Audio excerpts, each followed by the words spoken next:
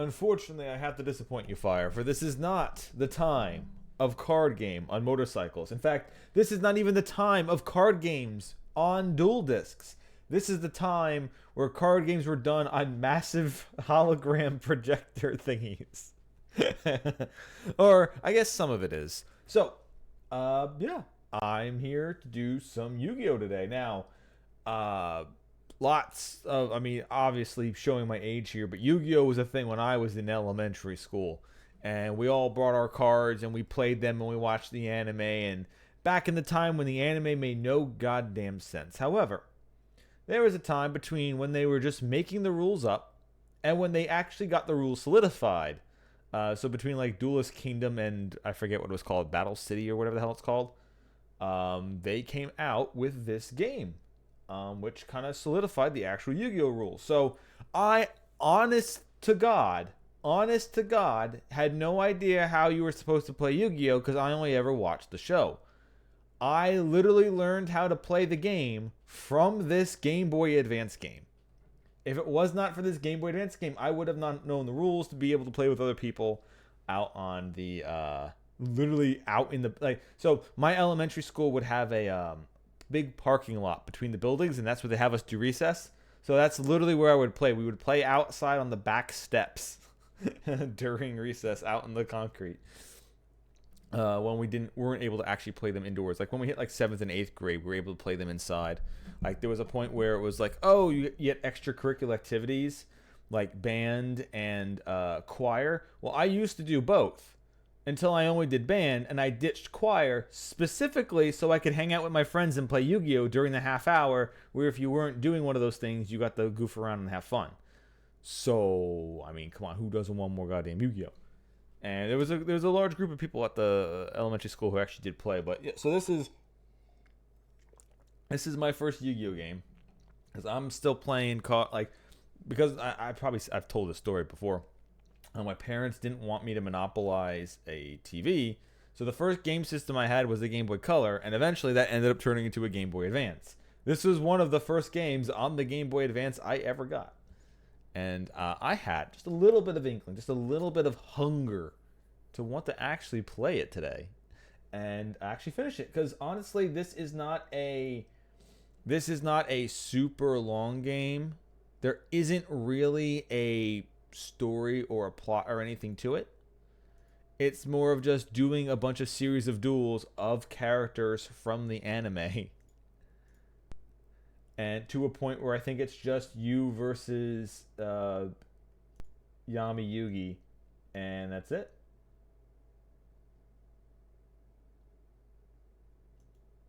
All right, let me pick nothing, and then we'll go to this. There we go.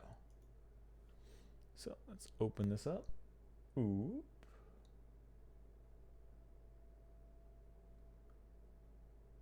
Think that should be a good size. So all this is pretty much going to be is I'm just going to... So there is a password system to this game. I'm going to have to lower that volume a bit if possible.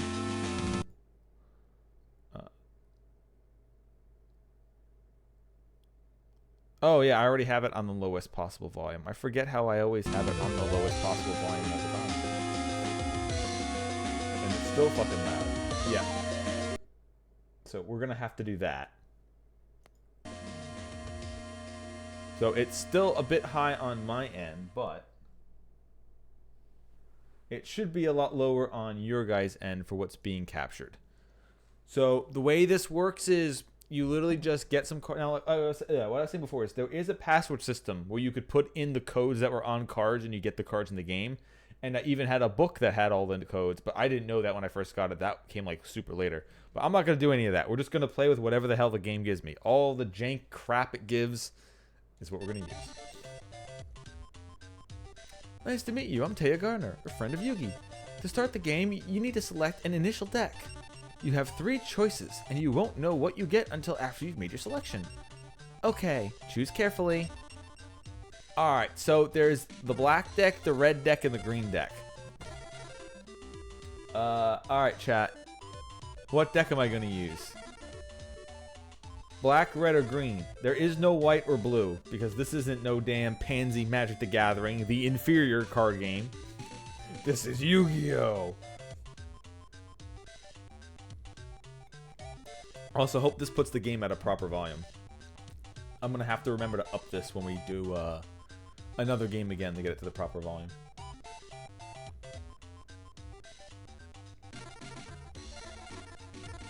Come on, I got 3 choices. What do you want? Red, black, or green? Come on, chat. Only you can choose. Only you have the power. The middle option, and it's red. One of my favorite colors in Magic the Gathering anyway. You got it. Alright, red deck. Now you're ready to duel. But before we start, make sure you take a close look at the cards in your deck. It wouldn't hurt to remember what your trap, magic, and monster cards are capable of. There are plenty of duelists waiting to face you in the campaign, including me, of course. So, good luck to you. I'll see you later. Alright, let's see. What do we have in our deck? Our classic Yu-Gi-Oh deck. So, a lot of these cards, if you ever played the game early on, are incredibly crappy. Some of them are good, and the effects are all over the place. Like, there's honestly a lot of good cards that are in this thing, but we'll see how that goes. So, okay. 7 colored fish. Really good. 1,800 attack points is pretty much the highest you could get for a 4-star monster, except for the very rare 1,900 ones, which some of our opponents will have. Like, I think Kaiba has that shit. Like, Vorce Raider, if I remember correctly. Air Moment of Nefariousness. So, this is where Yu-Gi-Oh! Was mostly crap. So, because the only real rules are you don't have to tribute summon if it's 4 or less stars, basically just means you want all your 4-star monsters to be as strong as possible. So having crap like this is absolutely useless. But because I don't know why, like they didn't really have the rules down, I guess, they kept printing shit like this.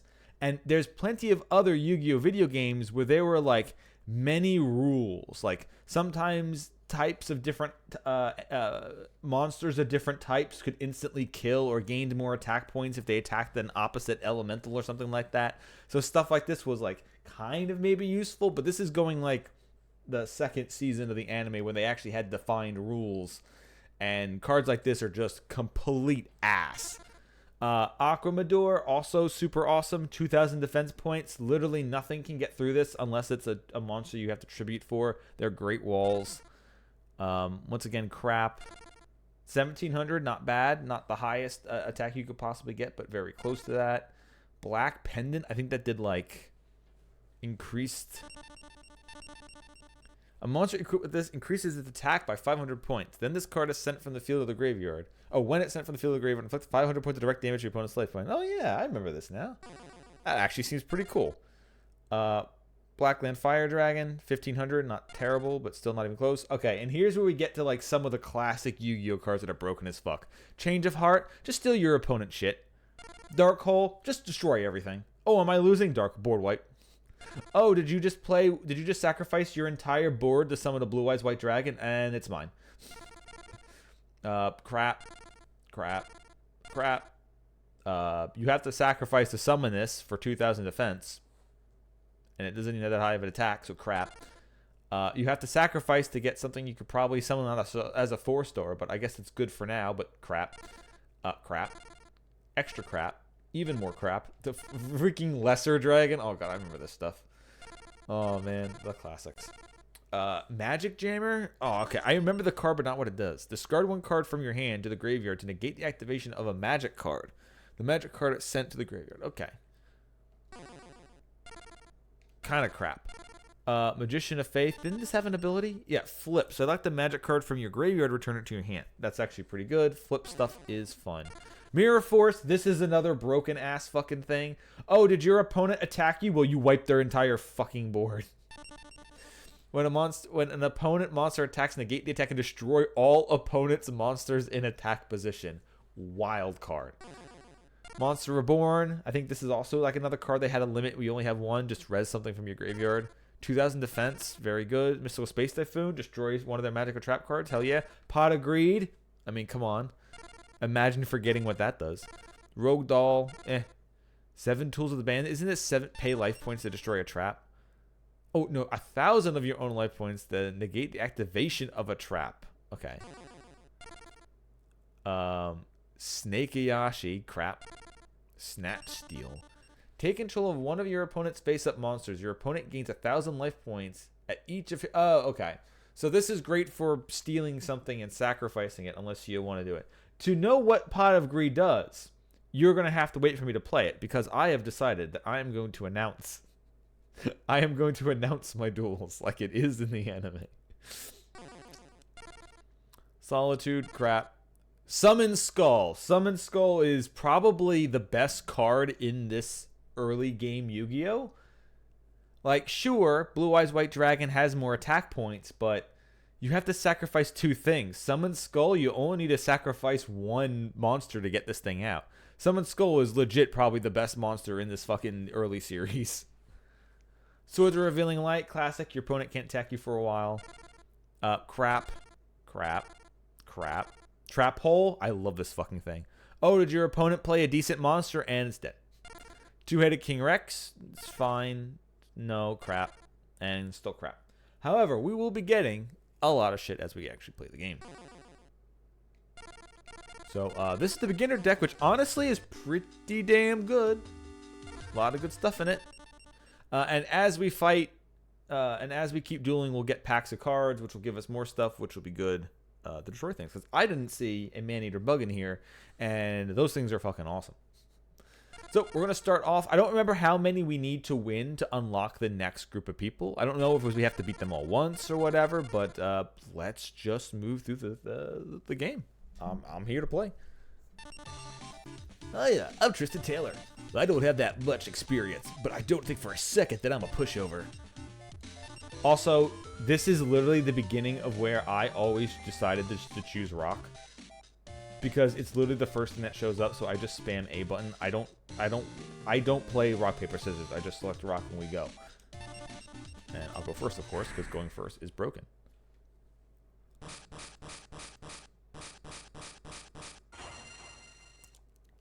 Alright, now I have to actually remember the rules of Yu-Gi-Oh!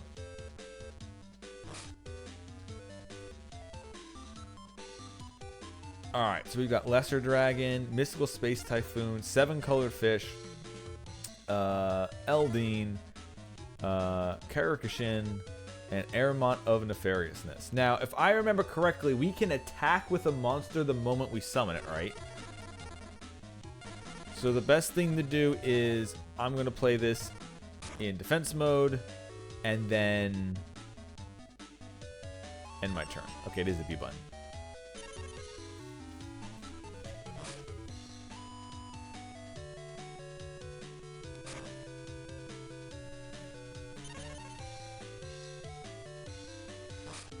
And we draw.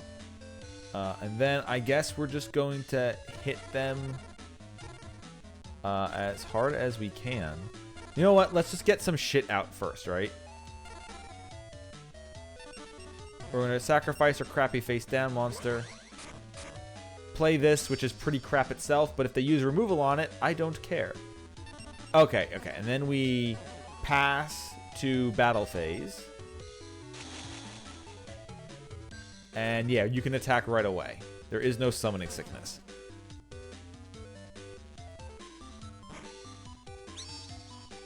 Don't know what that does.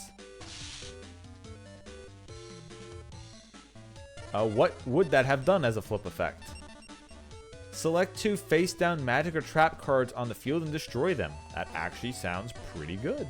I didn't have any though, so get fucked. Speaking of which, I will then go to main phase 2. And I'll put down that face down. And I'll end my turn.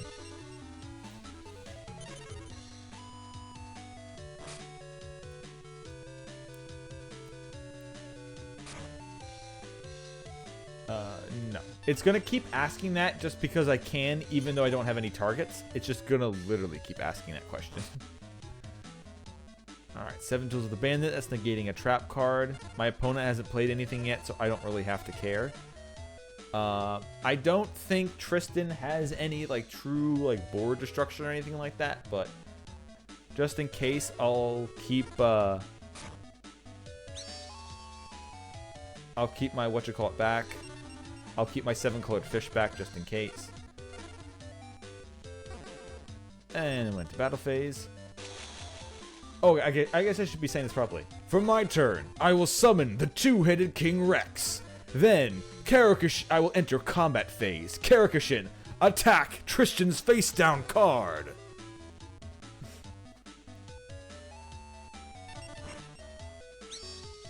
Haha!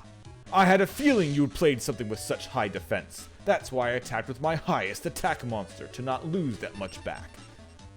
I will then pass my turn since I cannot get past your wall.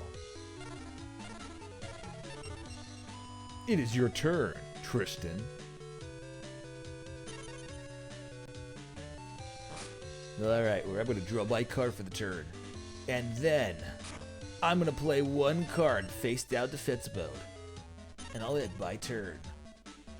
Very well then. I will draw a card myself. Now, I will play one card face down in my magic and trap zone. And then, I will take one card and put it in. Actually, I will do nothing. I will not play that card. I will actually just pass my turn.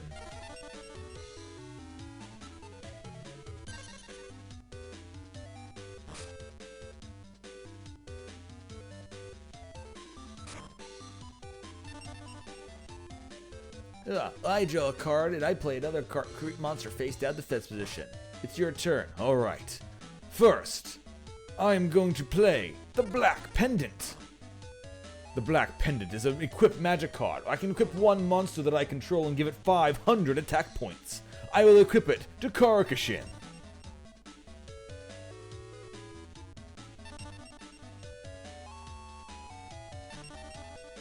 Now, I will go to my battle phase. Your Aquamador is a fierce defender, but it is no longer able to protect itself from my Karrakashin. Karrakashin, destroy his Aquamador! No!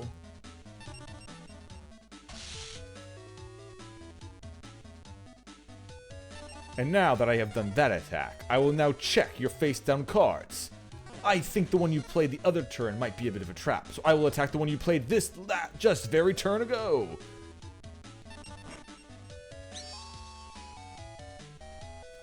My 2-headed King Rex is stronger than the defense of your priestess. She is destroyed. And with that, I will end my turn.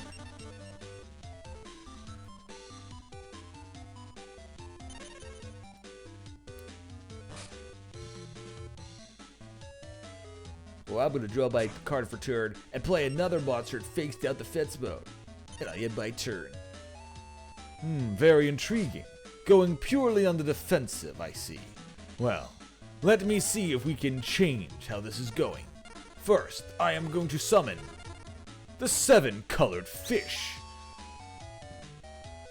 I am then going to go into my battle phase. 7-colored fish, attack the creature he had just played face down.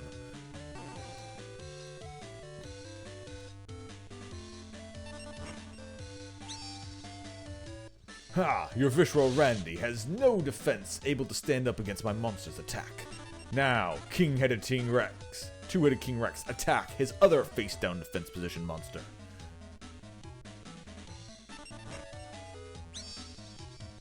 Your battle warrior might be a fierce fighter, but nothing compared to my 2-headed King Rex.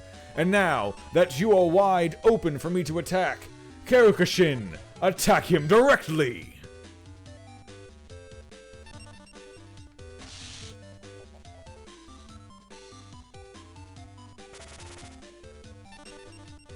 I will then end my turn. You may go next. I'm gonna draw my card for turn.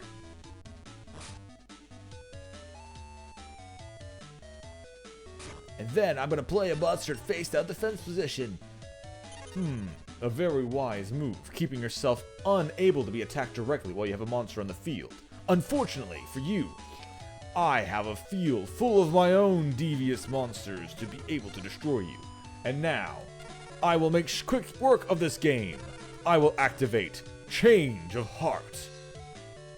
I will take control of your face down position monster. It will now do as I command. I am then going to take your hero Shadow Scout and flip it into attack mode.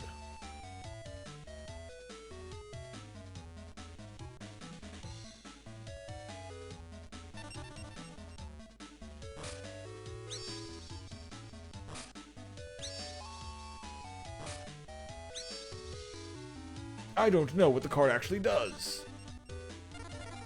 What did this do? Your opponent draws 3 cards. Both players check the cards, and any magic cards among them must be immediately discarded to the graveyard. Huh. So all we got was some card draw. Interesting. That seems like an incredibly shitty ability for you to give me card draw. But then, I will on my turn. After I have taken control of your creature, I will summon my lesser dragon to the field. Now, with my entire board full of creatures, I will go into my battle phase. I am sorry, Tristan, but here you shall meet the full wrath of my board. Oops.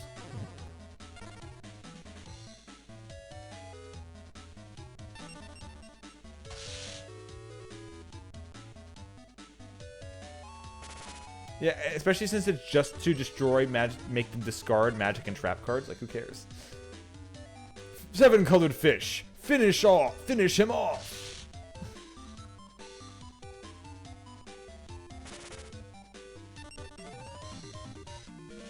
No hard feeling, Tristan. But I had a bit more belief in the heart of the cards there. You're good, duelist. You're really good. I can't win. I don't duel enough. It's fun for me, though, so I'll play with you whatever you want. Now I have a choice of card packs to pick from. The Dark Magician, the Mystical Elf, or the Red Eyes Black Dragon. Well, we all know we're picking the dragon, even though it's the worst one here. Fuck it. Hey, I was just talking about this earlier, the Man-Eater Bug. I actually have one now. That's good. Sleeping Lion, 1700 defense. Sure. Steel Ogre Grotto, fucking useless. Gravedigger Ghoul. Select 2 monster cards from your opponent's graveyard. These monster cards are removed from play for the remainder of the duel. Alright. Only against certain people will that matter. However, I did get Man-Eater Bug, which is overpowered as fuck. Well, the Red Eyes Black Dragon is less stats than the Dark Magician, which you have to sacrifice 2 creatures for either way. And the Mystical Elf has 2,000 defense points and it's just face down. So you put it face down defense with 2,000 defense and it's really good. Great Walls. Alright. So we are going to edit my deck. Oh, and then binding, they're just monsters. There's no effects on these guys. They're just things. It sounds like it would be a magic or trap card, but it's just a creature called Binding Chain. So we are going to go into the main deck, and we're going to take our Marmot of Nefariousness.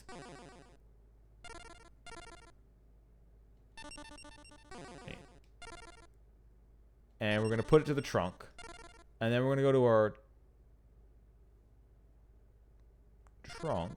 And we're going to put Man-Eater Bug to the main deck. So now we have our full 40 card deck again. And actually, I'm going to go to my main deck. And we're going to pull out a Meryl. Who's like stupid weak.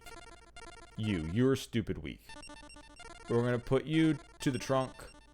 And we're going to put 4 stars, 1700 defense. It's not the best, but it's better than what we had. To the main deck. And then Ogre Grotto is awful, as I said. This stuff sucks, and that's only 1,000, which might be better than some other monsters that we have. Which, I mean, I guess it's true. Fiend's Hand is so utterly garbage. We'll just send that to the trunk. And then we'll just put the Binding Chain in, I guess. Because it's better than other garbage. We will now go to another battle. We have beaten Tristan in a one-on-one fight. It is now time for Taya Gardner, the one who gave us our card deck. Now that you have given me a deck of my own and I have proved its effectiveness, I challenge you. Taya, you really want to duel with me? Me? Wow, okay. I'm gonna make sure sorry you ever met me. Okay, I'm ready. Let's start. Oh no, I lost and they still let me go first. You cowards. I will start off this duel then. I will draw my card for turn. Then, to start this... Yeah, what did you do again? Magic card from your graveyard. Oh. Alright, so, to begin my turn, I am going to activate the Pot of Greed, which will allow me to draw 2 cards. I will then place this monster in face down defense position. And I will end my turn.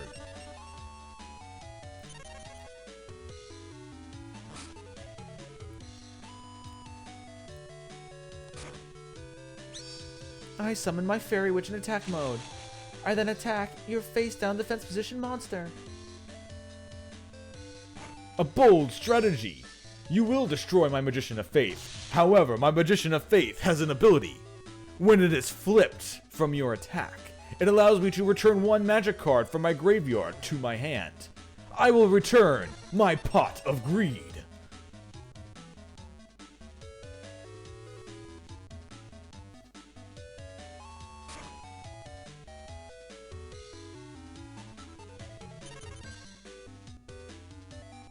But now, not only have you given me my magic card back, but you also have showed me what your monster's power is. I simply have to summon my king-headed King Rex, my 2-headed King Rex. I will then enter my battle phase. 2-headed King Rex, attack and destroy their Fairy Witch.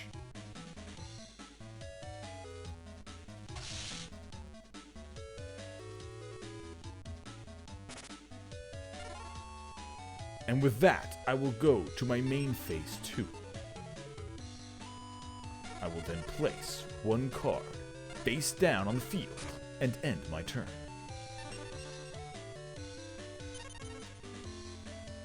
Okay then, I'm gonna draw my card for turn.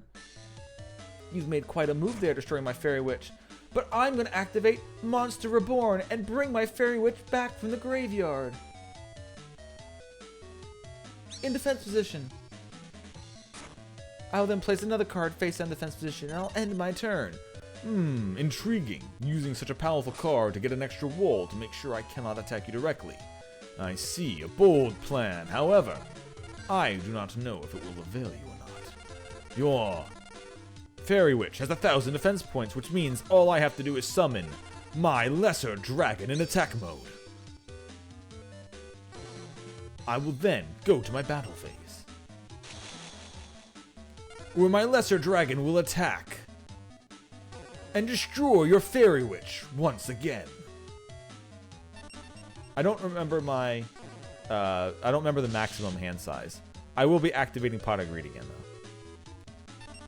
Then, 2-headed King Rex, discover what their face-down defense position monster truly is.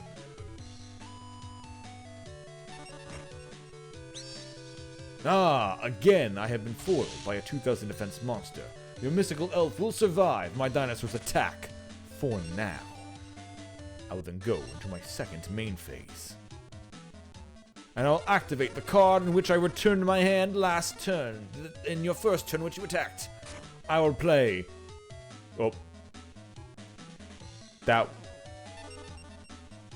Okay, that was me generally doing a mistake. Never mind. I will then handicap myself on purpose. I thought that was the Pot of Greed. I will then replay the Pot of Greed, which allows me to draw 2 cards from the top of my deck. Since I have done everything I can this turn, I will end.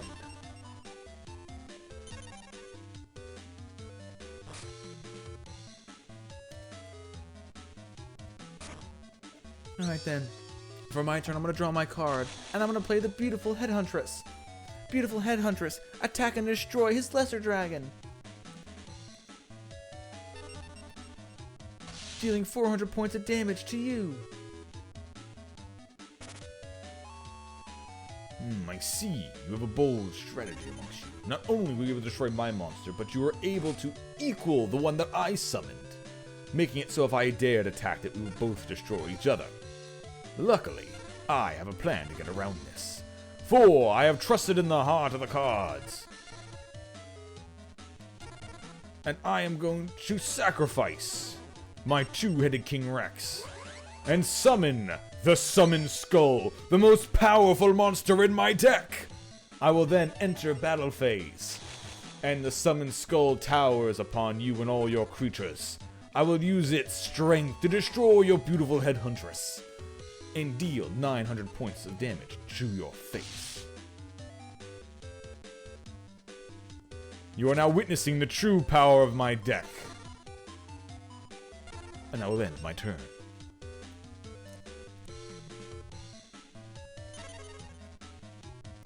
Alright then, I'm gonna draw my card for turn. Oh, he's got such a powerful thing, it could even destroy my Mystical Love in defense mode.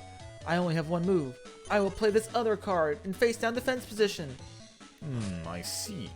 I wonder if you were trying to make me attack your creature. That I will have to find out on my own. So I will summon the Axe Raider. I will then enter my combat phase. And to start off, Summon Skull, for I know you have enough power to destroy their mystical elf. Attack and destroy their barrier. And now, I may have no idea what your face down card is. Axe Raider will mercilessly attack into it and find out.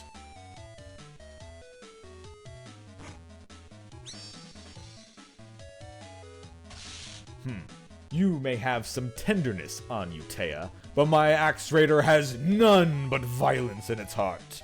Your tenderness is destroyed. I will then end my turn. Yep, I'm playing some. This is my first Yu-Gi-Oh! Video game that I've ever played, and I just wanted to play it. So I decided to whip it on out. I will play a card face in the defense position, end my turn. It seems that you are on a losing strategy. Very well, maybe what you have down there is in fact strong and willing and a good opponent for me. But we will find out. I will summon the Rogue Doll, and then I will enter combat phase. You might already still be sub, Sir Bobby Bob? I don't know.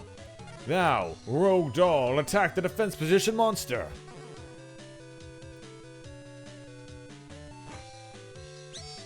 Your Lady of Faith may have faith in you, but I have faith in the power of my monsters. And now that your board is clear, Summon Skull and Axe Raider attack Taya directly.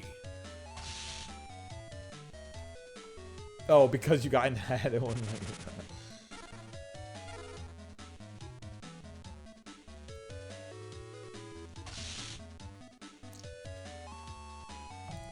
And with that, I will end my turn. It is now or never, Taya. Fend me off now, or I shall destroy you.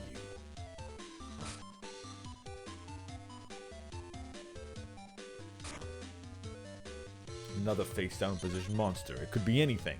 However, I believe that nothing they have can stop me. I will begin by playing a card face down in my magic or trap zone. I will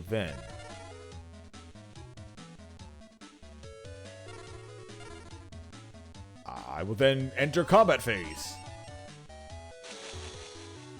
Now, the two monsters I have on the field are Axe Raider and the Rogue Doll. Together, their combined attack points are 3,300, far more than enough to destroy you.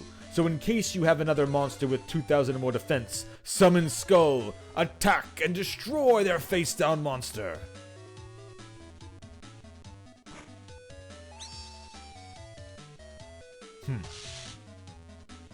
Unfortunately, your supporter was hiding in the shadows and unable to protect you from my assault. Axe Raider and Magic Doll, destroy her last life points.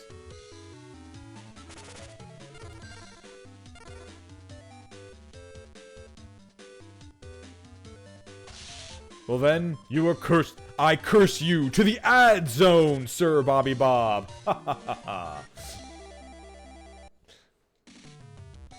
Oops, I lost. I shall ask Yugi to take a look at my deck again. I'm telling you, next time I will definitely win. Last time I chose the Red Eyes, and it was pretty decent, but this time I will choose the Dark Magician. What do I have? Sparks. Inflict 200 points of direct damage to your opponent's life points. Lala Lion. It's crap. Oh, I remember this one. Yeah. The Hatatsumi Giant. Yeah, classic. This is one of the ones that I think Kaiba summoned in the first episode. Curtain of the Dark One's crap. And Power of Kaishin. An Aqua-type monster equipped with this card increases his attack by 300 points. Honestly, pretty crap.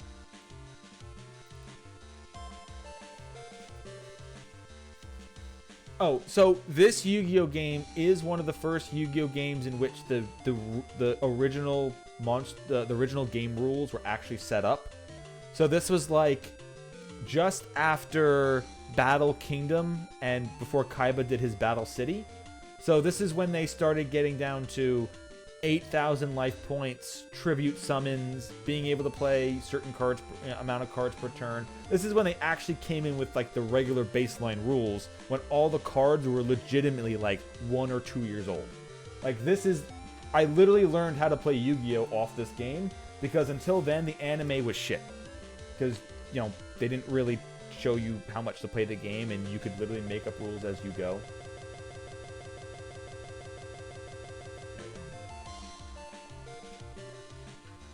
No, the anime was fun. The anime was fun because they could just make up their rules as they went.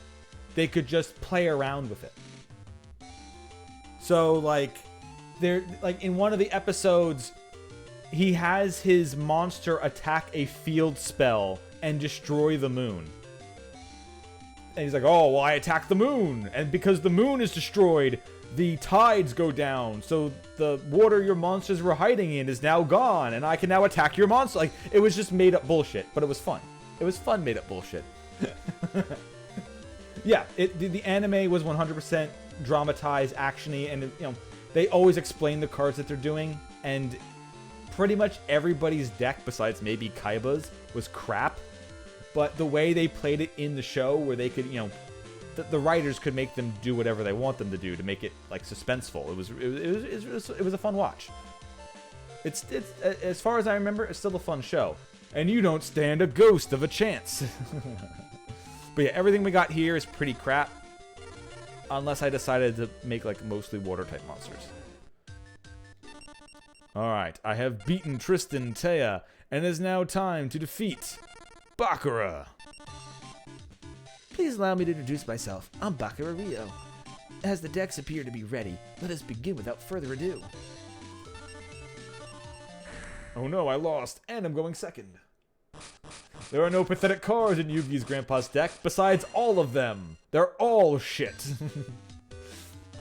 Yeah, there are no pathetic cards because they're all terrible. Yeah, if you like how the standard card game goes, there's this one, and then there's another one that came after this that plays the same, and then I think there's one from like the second series of anime with like Jaden and stuff like that. There might be one that's like this too. There's also a bunch of other weird games that are Yu-Gi-Oh related that are using different sets of rules. Like one is Duelist of the Roses, which is it's like a board game, and then there's some in which like monsters of different types could instantly destroy monsters of other types. So there's a whole bunch of really weird stuff out when it came to the Wild West. But anyway, I will start by drawing a card for turn. I will now look. You have played a card and face in defense position. Alright, Baccarat. I see what you are doing.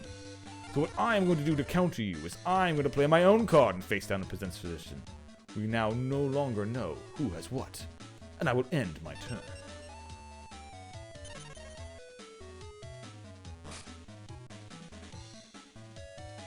Yeah, I haven't seen any new Yu-Gi-Oh stuff in a long time. Except for card games and motorcycles. Alright, I'm going to play my zombie with 1,500 attack points, and then I'll flip my Vedusa in the face of attack mode. She also has 1,500 attack points, and I'll attack your face-down monster. Ha! You might have a powerful monster on you, but it does not have enough attack to overcome Aquamador's amazing defense. I have just walled you into taking damage. Because yeah, a lot of modern Yu-Gi-Oh is literally I win the game in one turn. Legit, that's how modern Yu-Gi-Oh has been made to work. This is a lot slower. Still has a bunch of broken bullshit in it sometimes, but I am then going to summon the 7-colored fish. Both of your monsters unfortunately have a weakness of being weaker than my own monster. 7-colored fish. Attack and destroy the snake hair, dealing 300 points of damage to your life total.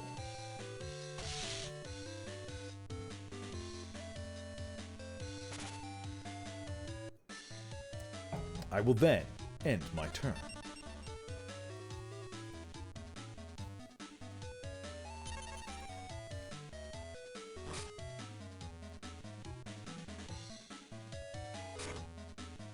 I'm gonna play my Dark Elf, which has 2,000 attack points.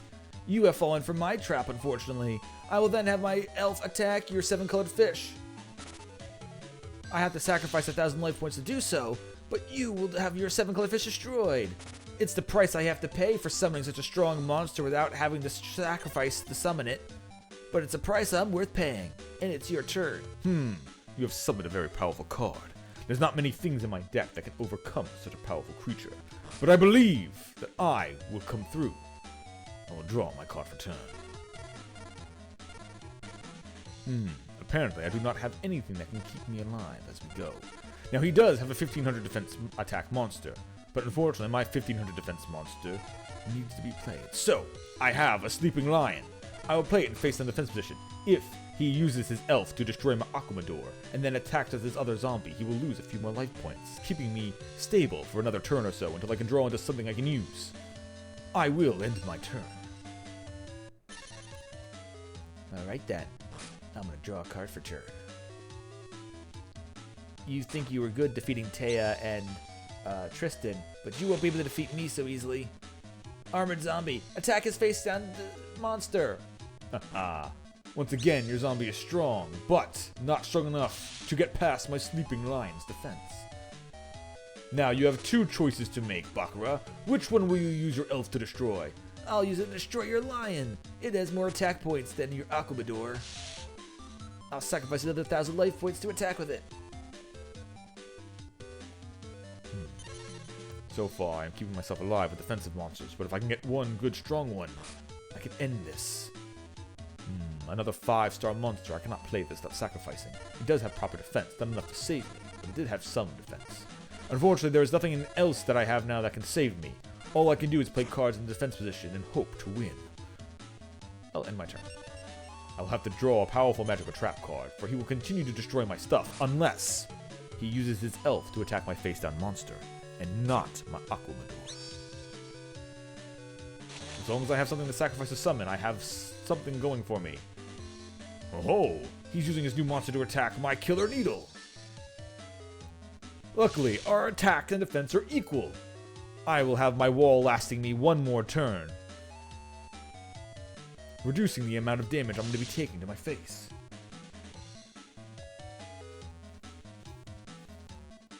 Now, luckily, my monster with 2,000 defense points cannot be destroyed by his monster with 2,000 attack points, since they are equally rivaled. As long as I can believe in the heart of the cards, I will be able to get my board state back. I will draw. I pick over the WoW Warrior. The World of Warcraft Warrior is apparently an armadillo. I am then going to look at my cards, and I guess I will play the Tiger Axe in face-down defense position. Because this card has boasts such a high defense, only 2 of his monsters can destroy it, if he's foolish enough to not attack with them. Then I will continue to maintain a greater board state, while doing chip damage to his face. For every time his elf attacks, he deals damage to his own self. Alright, I'm gonna summon a clown zombie. Then, I'm gonna use my wood remains to attack your face down defense position monster. Haha, once again you made a fool of yourself. My monster has more defense than your attack. You take 100 damage in retaliation. No matter then, I will use my zombie clown to destroy your Tiger Axe. You might be holding on behind that Aquamador of yours, but it won't last for long. I play a card face down, and I end my turn. I'll draw another card. This one seems appropriate. While it may not be able to save me, it will hold me off for another turn, and destroy his hardest hitting monster. I will end my turn.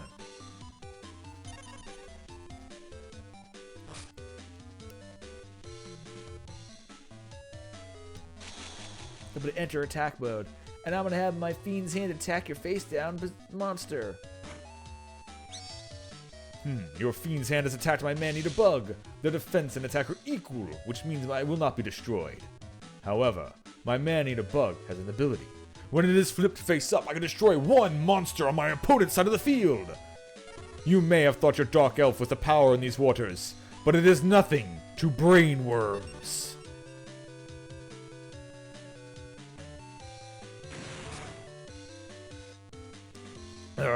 I'll destroy your Man-Eater Bug and get rid of it forever.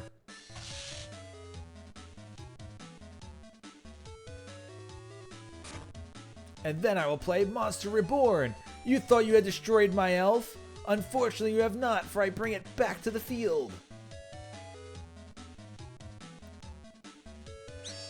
I may not be able to get past your Aquamador, but you can't destroy my side of the board. Cheap tricks like that. So he says, and as long as I keep drawing crap like this, it might truly be so. Now, he does have less attack points than life points than I do. His strongest monster is 1500 attack. There is nothing that I have that I can summon without a tribute to do that. However, he is hurting himself every time he attacks with the Dark Elf. I may be able to use his willingness to throw his own life points away to harm him slowly but surely. What I will do is I will summon the WoW Warrior. Not in defense, but in attack mode. I will then go to my battle phase. WoW Warrior, attack and destroy. His wood remains. No, sorry, his Fiend's Hand.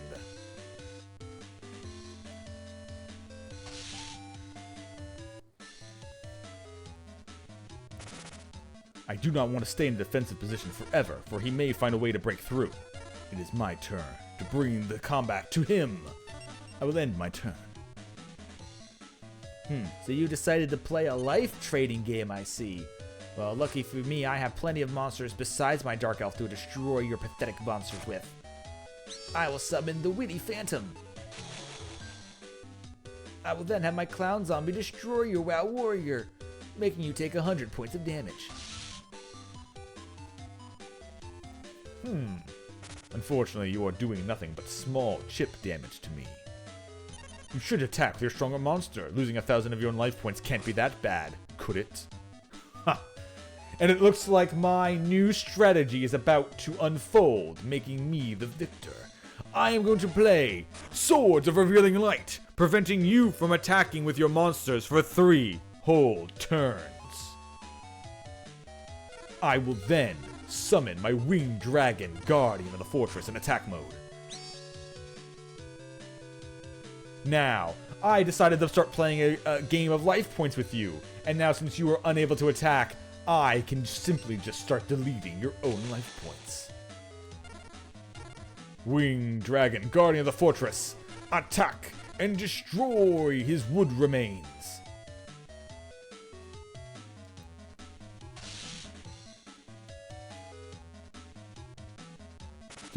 It seems things are finally tipping back into my favor. Or maybe they were never in your favor at all, Baccarat! I end my turn. He got me with that Swords of Revealing Light. After baiting me to attack his stuff and dealing more damage, I'm gonna have to be careful. I'm less than half my life left. However, I've got more tricks on my trade. I'm gonna activate my Black Pendant, powering up my Dark Elf. I might not be able to attack right now, but when I am, not even your Aquamador will be able to stop me. I then sacrifice one of my monsters to play this in face down defense position, and I end my turn. Interesting then. Well, you may have a powerful monster on your field, but you can still not attack with it for multiple turns. So what I will do is I will summon, since you are still held for multiple turns, I'm going to summon my Binding Chain in attack mode. I am then going to enter combat phase. Winged Dragon, Guardian of the Fortress. Destroy yourself and the Witty Phantom.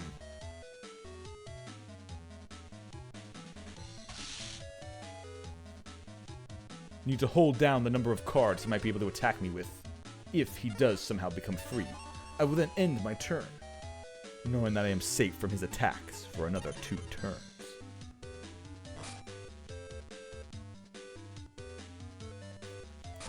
So now you're doing coward strategy. Well, I'm gonna flip over the monster I played in face-down defense position last turn, my King Pumpkin.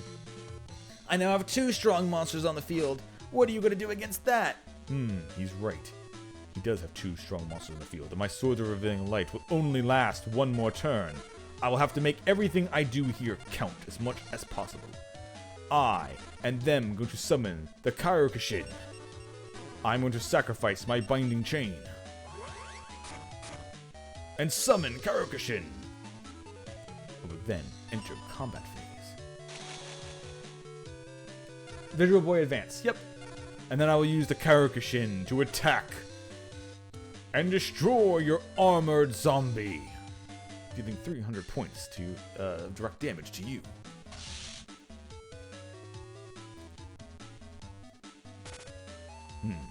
My Swords of Revealing Light will only last for 1 more turn. I'm going to have to draw into another solution, or he will run me over. At the very least, my Ryokushin and his Pumpkin King of Ghosts can trade each other in combat.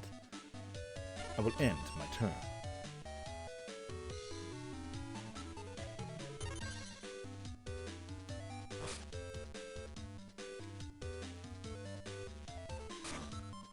I play a card face down defense position, and then I end my turn.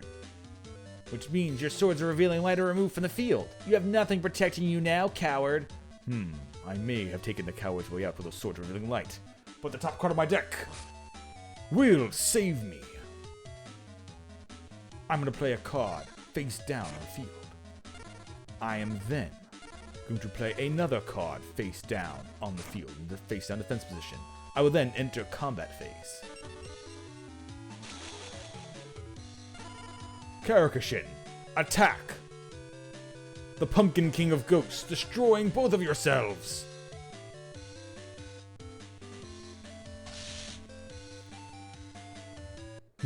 One of your stronger monsters is gone, protecting my own life points. It is now your turn, Bakura.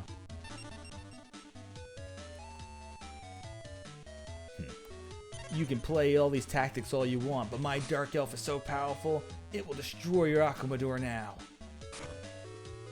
I will play my Graveyard in the Hand of Invitation.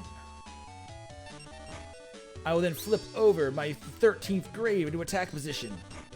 Same with my Ghoul with an Appetite. I'll then enter combat phase. I'll have my Invisible Hand attack your face down defense position monster. Fortunately for you, my monster has a higher defense than your attack points, making you take more damage. You think you would start learning your lesson, Bakura? Fine then, I will have my 13th grave attack and destroy your lesser dragon.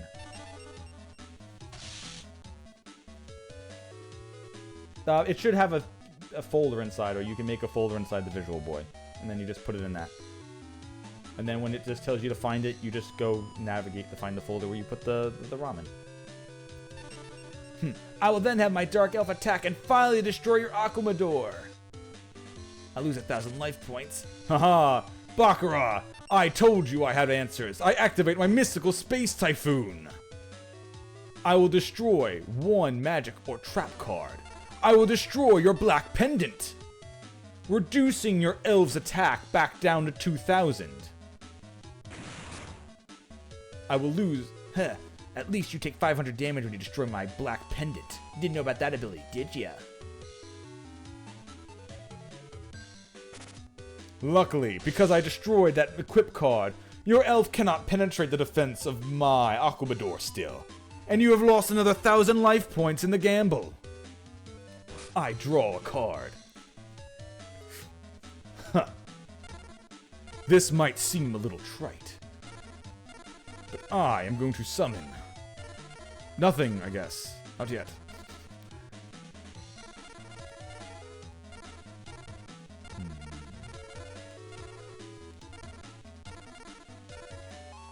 Yeah, because even if I put the Black Pendant on Hercules Beetle, it would still have 2,000 attack points, and they would destroy each other, so I can't do that.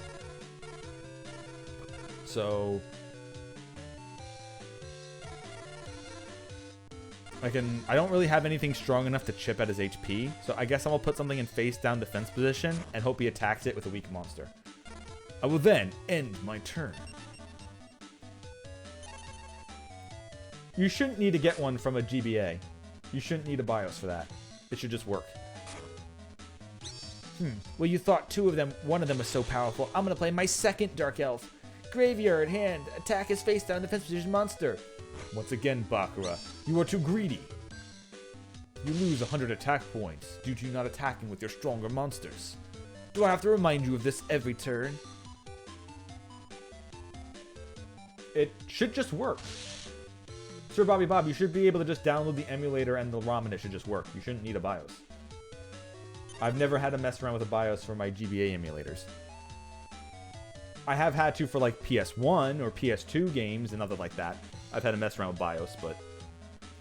Anyway, I'm gonna draw a card. Perfect. It looks like I will not be let down. I'm gonna summon my Axe Raider in face-up attack position monster. What? Why'd you summon such a weak monster? I guess you're gonna do some more chip damage to my graveyard hand of the invisible grave, are ya? We're gonna play that game again? No. For a card that you had in your deck, I shall now play as my own. I play the Black Pendant, increasing my Axe Raider's attack by 500. Now I will enter my battle phase. And I will have my Axe Raider attack and destroy your graveyard in the hand of invisible fate.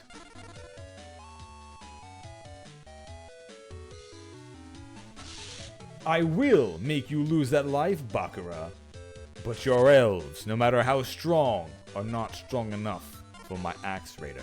How does it feel having your own tactics used against you? And with that, I will end my turn.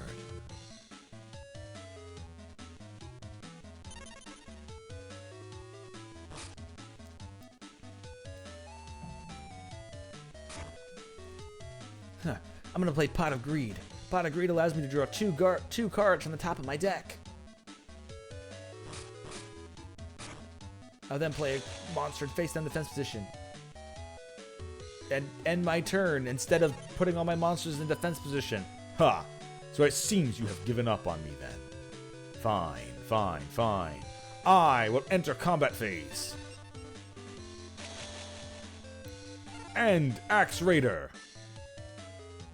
Attack and destroy his 13th grave. You lose 1,000 life points. End the game, Bakura.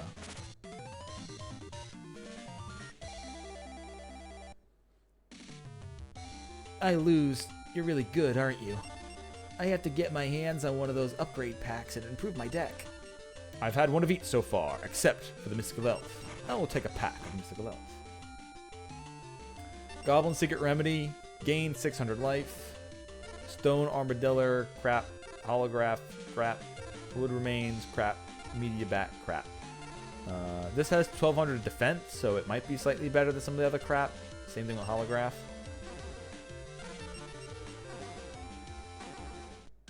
So I'll go into my deck and just like we need to filter some of the extra crap out. Like this. 800, 800 to side deck. Those are effect monsters, so I'm keeping those obviously. 700, 700 to side deck. 700, 800 to side deck. Alright, we're going to go back to the trunk. And I need 3 replacements that have at least decent amount of stats. And by decent, I mean like just, you know, existent ones. So, Stone Armadillo. Oops. Stone Armadriller. I guess that's how that is. Tatsumi Giant, sure. And then the other biggest monster I have here, I guess, is Holograph with 1100 attack.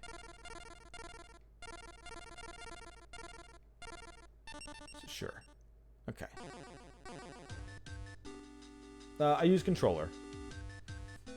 You can set it up in the options for setting up controller stuff.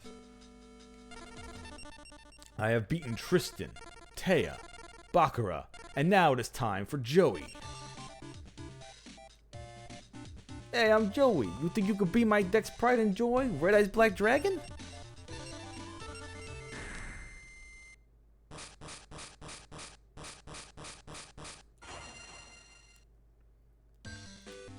Alright, I guess I'm going first over here. So I'm gonna draw a card. And then I'm gonna play a monster in face down defense position and activate Pot of Greed. I'm gonna draw 2 cards from the top of my deck.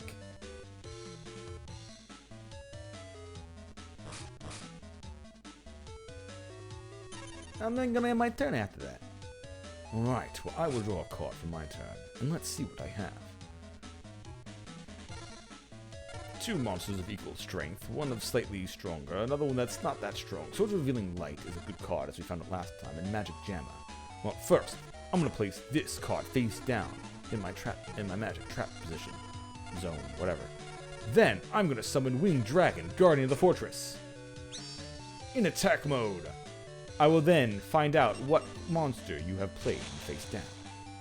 Winged Dragon, Guardian of the Fortress, attack his face down defense position monster!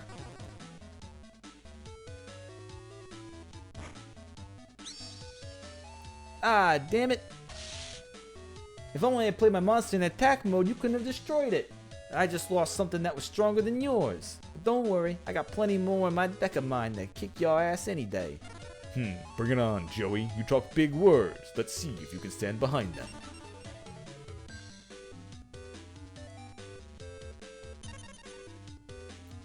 Alright, well I'm gonna draw my card for turn. And I'm gonna play Change of Heart.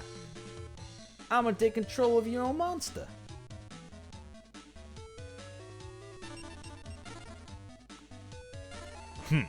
I'm going to activate my Magic Jammer, the trap card I played last turn.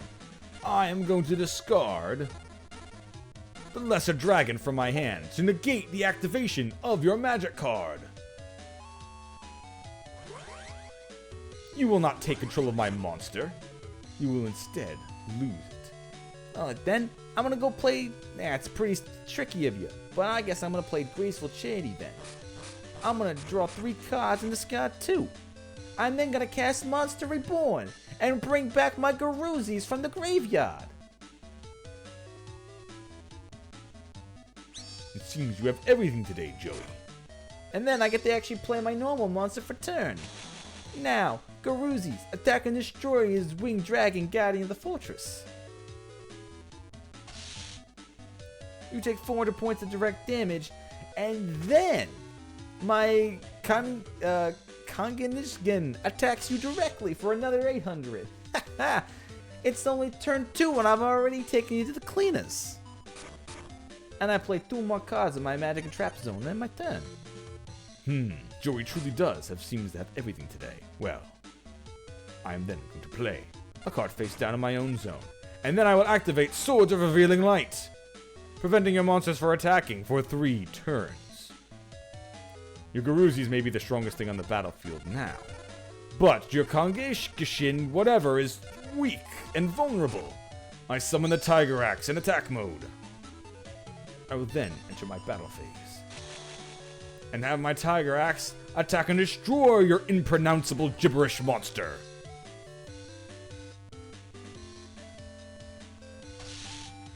Dealing 500 points to you. Oh, so you think you can hold me off with a Swords of Revealing Light? Well, you haven't even begun to see my deck do its thing yet. Well, I can't wait. I end my turn. Alright, I'm gonna draw a card for turn. And then I'm gonna sacrifice my Garuzis to play this monster in face down defense position. Intriguing. You could not attack, so you summon another monster that I don't know what it is. However, I'm still holding you off for several turns. I will summon the Hatatsumi Giant in attack mode. I will then choose to enter combat phase and have my Tiger Axe attack your monster in face down defense position. Let's see if it's worth, let's see what it is, even at the expense of my own life points. I'm gonna activate Mirror. You fell for my trap. I activate Mirror Force. I get to negate one of your attacks and destroy all your attack position monsters. Haha. Well, 2 can play this game, Joey. I activate my 7 Tools of the Bandit. I sacrificed 1,000 of my own life points to negate the activation of your trap card. Your bait is now vulnerable. Vulnerable? You wish. My Swamp Battle Guard can survive your pathetic Tiger's attack.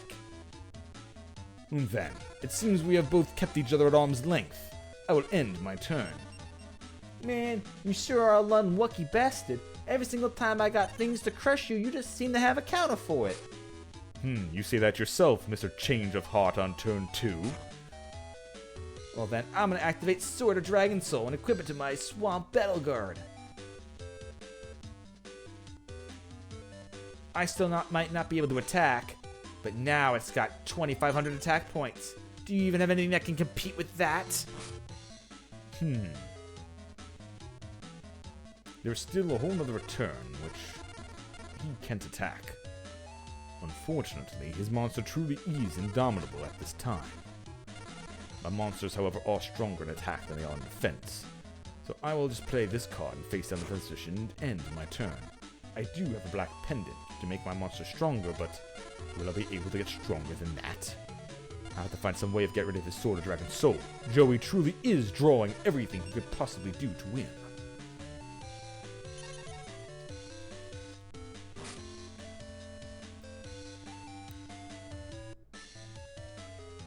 I'm gonna draw my card for turn and end, destroying his Swords of Revealing Light.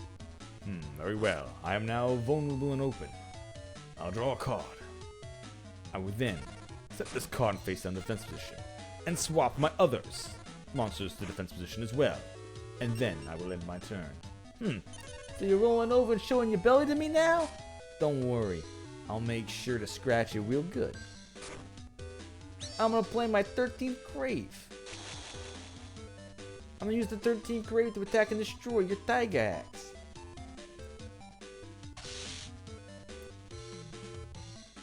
And then I'm gonna use my Swamp Battle Guard to attack and destroy your Hatsumi Giant.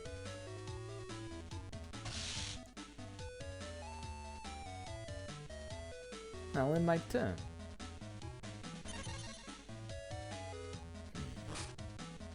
Alright.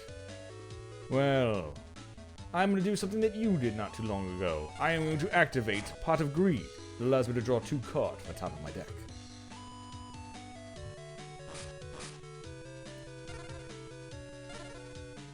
Okay, what is this? A warrior type monster by 700 points. Any dragon monsters battling and equipped. Any dragon type monster battling and monster equipped with this is automatically destroyed. And I think Swamp Battle Guardians is it gets stronger for things equipped. Increase the attack of this monster by 500 points for every face up lava battle. Oh, that's it. Okay, so yeah, okay. It's just the 700 from its 1800. I do have a rogue doll, which is stronger than his 13th Grave. I gotta stop him from destroying my monsters at an expedited rate. So I'm gonna play my own rogue doll. I'm gonna play my own rogue doll to enter combat phase. I may be losing life points, but I've got to stop myself from having him completely overrun and attacking me directly. Rogue doll, attack and destroy his 13th Grave.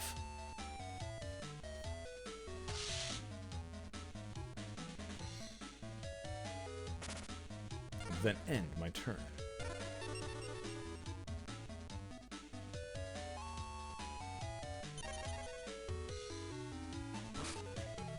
I'll draw my card for turn. And enter my battle phase. Swamp Battle Guard, destroy his rogue doll. Get it out of here. Luckily Joey has not played any cards. Hopefully this means he has nothing to actually help him. I need the time to be able to rebuild and defeat him.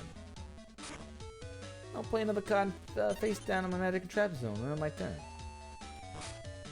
I'm gonna draw.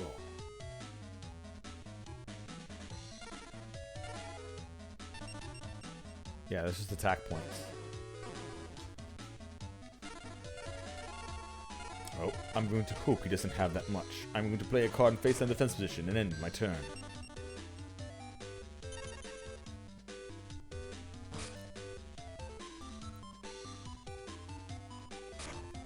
I'm gonna play the Hero of the East in attack mode. I'll enter my combat phase and have my Hero of the East attack your face down card.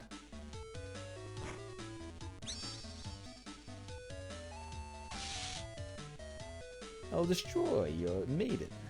I'll then have my swamp battle guard attack the card you just played face down. A WoW warrior? Well, I'm not impressed. Wow, talk about underwhelming. Alright, new guy. You think you can beat me? You gotta do it soon, or I'm overrunning you faster than you can say anything. I will now look. I've just drawn a card that could do wonders for me. The problem is, there is nothing in either of our graveyards that would be able to save me at this time. None of the monsters that either I have in the grave or he has in the grave would save me from his swamp battle guard. It will allow me to sneak a monster out of my graveyard to special summon later. Unfortunately, my Hercules Beetle cannot attack. My holograph has less attack points than his Hero of the East. Now, he could simply have his Hero of the East attack and destroy my monster, and then have his Swamp Battle Guard attack. So the only way for me to truly do this is I am going to sacrifice my face-down monster and summon the Hercules Beetle in attack mode. I will then have my Hercules Beetle attack and destroy your Hero of the East. This way, he can only destroy my beetle with his monster, and then directly attack me with any other monster he might have. It's the only thing I have that can keep me alive at the moment. I can make a monster stronger and bring one back from the grave, but nothing is comparable to his Swamp Battle Guard. I still need a solution to this problem.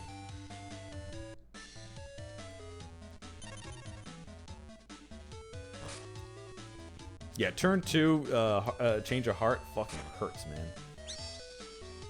I'm gonna summon a Hitatsumi Giant. Then, I'm gonna have my Swamp Battle Guard attack and destroy your Hercules Beetle.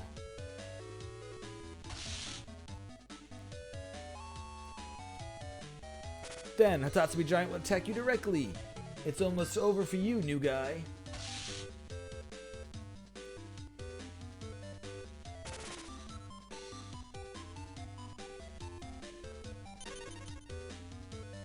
He is correct about that. It is now or never. I will draw a card from the top of my deck. I will place one card face down and end my turn. That's it? You got nothing else? Alright then. And this time, no mercy, new guy. Let me show you how we do it in the mean streets of Brooklyn, even if you're doing a different... I will now have Battle Warrior attack you directly.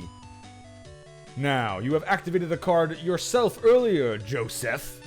I will activate my own. I activate Mirror Force, negating your attack and destroying all your face-up monsters. Or your attack position monsters.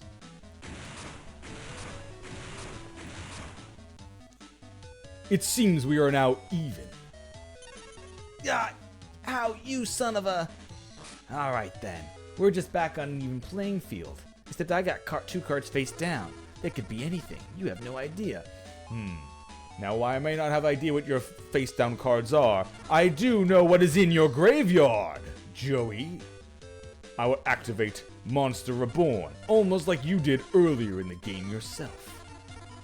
And I am going to revive your Swamp Battle Guard. And Garuzi's is 18. Swamp Battle Guard's the same thing. I will revive your Swamp Battle Guard. You terrorized me with this, and now it shall terrorize you. Ha! Well, just like you did to me earlier, I'm gonna activate Magic Jammer. Discard a card to just stop the activation of your Monster Reborn. It seems we are matching each other quite well. However, I will go first. I will summon the Binding Chain in attack mode. I will then activate the Black Pendant, increasing its attack by a further 500. I don't know what you have in your hand, Joey, but you're gonna have to find something pretty tough to destroy my chain now. I will now enter combat phase. Binding Chain, attack him directly!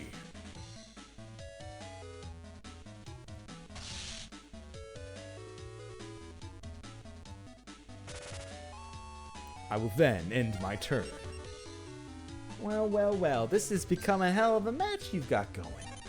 We really seem to have it out for each other. Let's see what I draw from the top of my deck. I'm gonna summon the Axe Raider in attack mode. You might have gotten your thing strong, but as you said, it would take something pretty strong to destroy it. And I happen to have just so, by summoning my Axe Raider. There you go, we'll say I said it that way. You take 200 points of damage, lose your magic card. When it dies, you will lose 500 though. It's a price worth paying. Alright, well now I'm top decking a solution because he top decked a monster to perfectly take me out. So I'm really kind of fucked soon.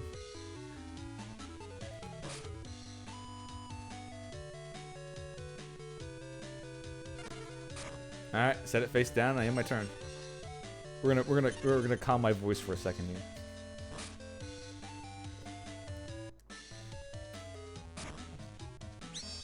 Oh, okay. Okay, yeah. Joey decided just to pick up everything he could possibly ever want to kick my ass this duel. God damn.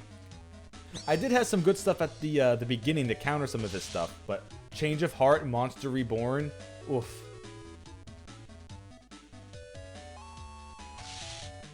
On his second turn is fucking wild.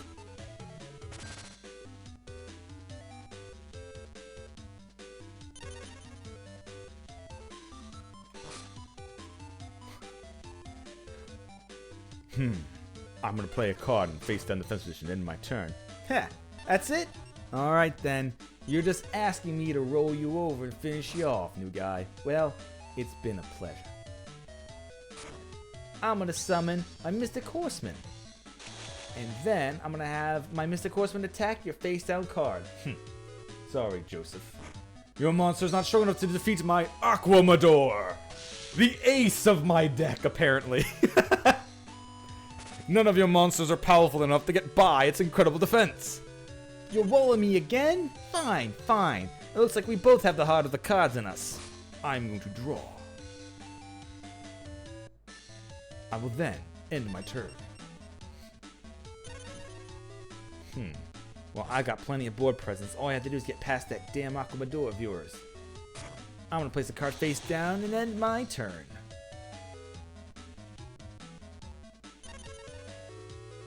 Bought myself a few extra turns of this protection, but can I capitalize on it? Indeed, I can. I am going to activate the Dark Hole, destroying all monsters on the battlefield.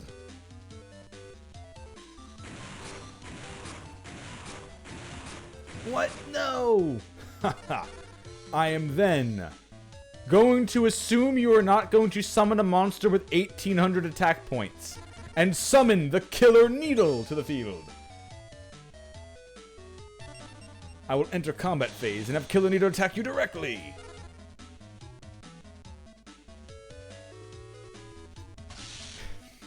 This is such a fucking back and forth fight. Holy shit. Alright, well, let's see if he has something that kills Killer Needle and then see what I draw next. Let's see. Can I pull this out after all the nonsense? I'm gonna place a card face down in my magic trap zone in my turn. It is now... I am going to activate the Mystical Space Typhoon, which allows me to destroy one magic or trap card. I will destroy the one you just placed face down. I know your other one hasn't activated on attacks or summoning monsters, so it is most likely the most one I don't have to worry about. However, your new one, your Skull Dice, might have been troublesome giving attack points to a monster that I couldn't anticipate. I will now, or reducing my monster's attack points. I will now have Killer Needle attack you directly.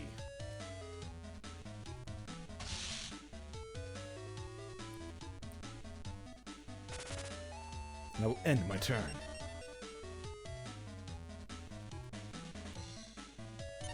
Alright then. I seem to be a bit of a hard wall, but don't worry, I got plenty of cards in my deck to take out that stupid bee of yours. I'll play one in face down defense position at the moment though. Intriguing. I will draw.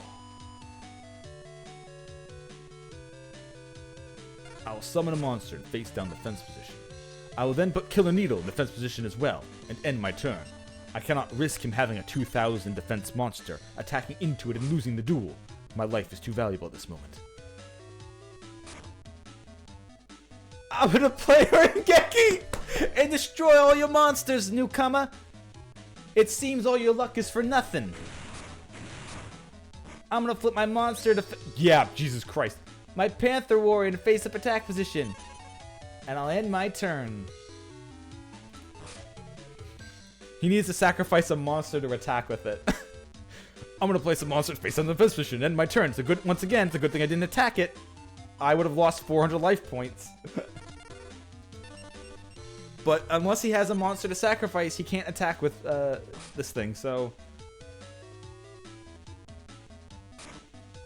I'm gonna play the Time Wizard. I'm gonna activate the Time Wizard's effect, which is like an RNG board clear, I think.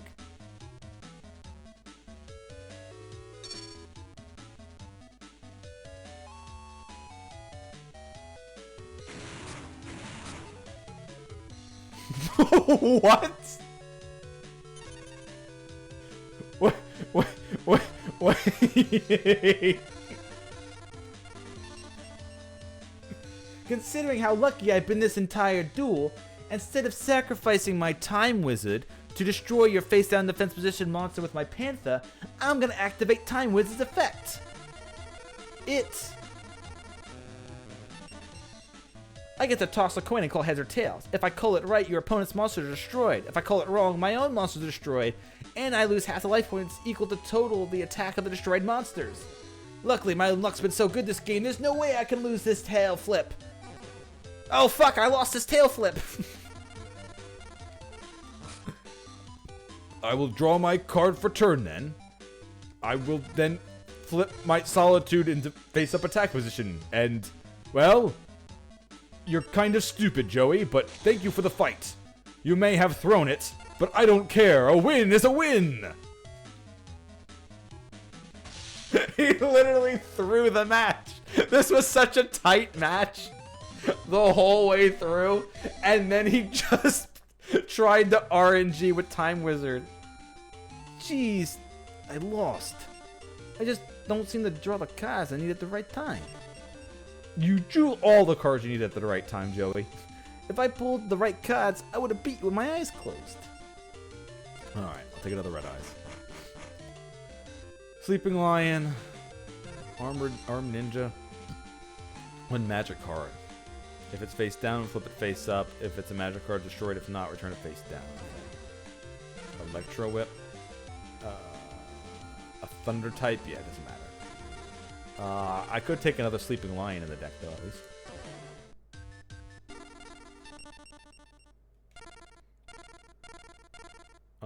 Let's see. What has more crap stats?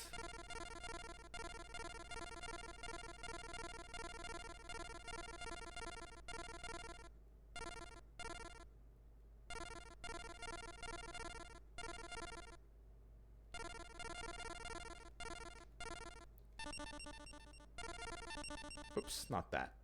Whatever.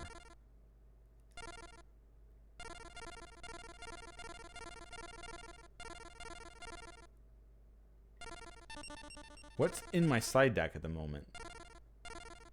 I must have accidentally put them there. There we go. Okay. Well, that was actually a very intense fight with Joey there. Like, god damn. We really did have all the stuff to mess with each other really quick on that one. That was a fun fight. Alright, the only one left is I challenge Yugi. Hi, I'm Yugimoto. Did you just start playing Duel Monsters too? In this game, you get all kinds of cards when you win duels. That's why you want to face as many duels as you can. The more you win, the more powerful your deck becomes.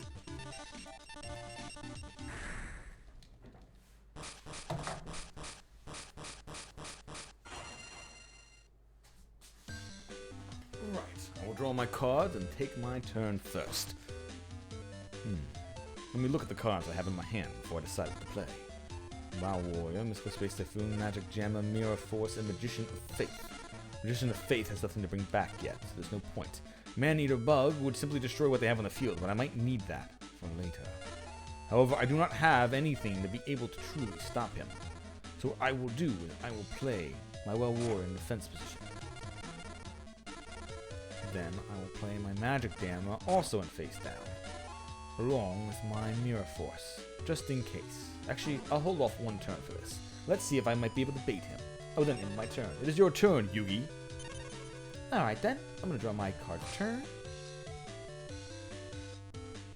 And I'm gonna play my red medicine.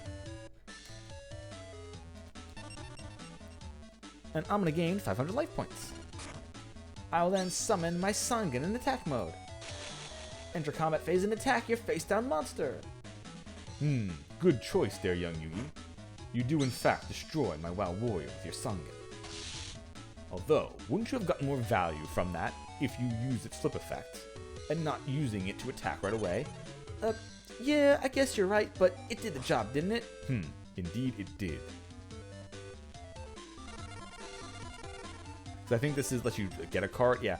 When this card is sent from the field of the graveyard. Oh, no, it's just when it's sent from the field of the graveyard. Never mind. You can move one monster attack of 1500 or less from your deck to your hand. That's card draw, pretty much.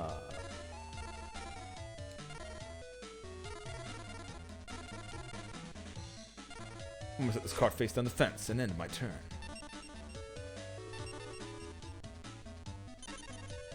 Alright then, I'm gonna draw my card for turn.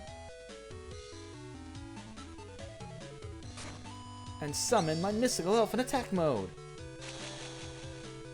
I'll then use it to attack your face down the fence monster. It worked last time, Yugi, but not this time.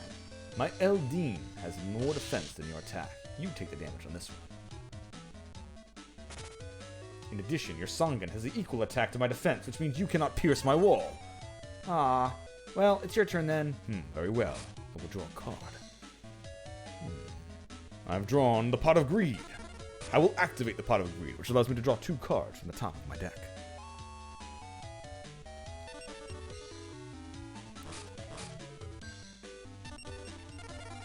I will then play a card face down defense position and end my turn.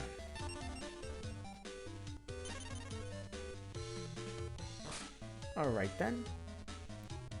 Well, your side of the board's building up, but I'll break through it eventually with my Ring Dragon Guardian of the Fortress. I'll have it first on my Mystical Elf attack your face-down monster.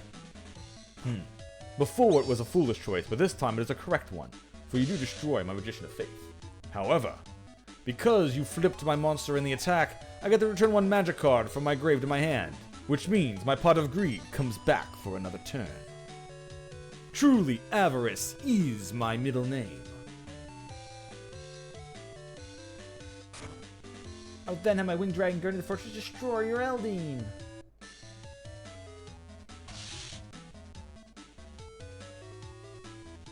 And Sangan will attack you directly. You may have gotten your magic card back, but you're way less health than I have now. You've gotten a good head start, young Yugi. However, I have only begun to play this game. First on my turn, I will play the Pot of Greed, which, as you know now, allows me to draw 2 cards from the top of my deck.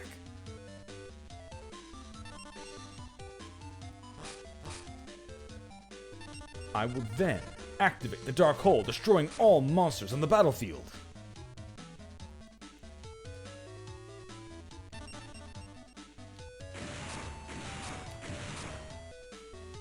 You destroyed my Sangan, which means I can take a monster with 1500 or less attack points and put it to my hand.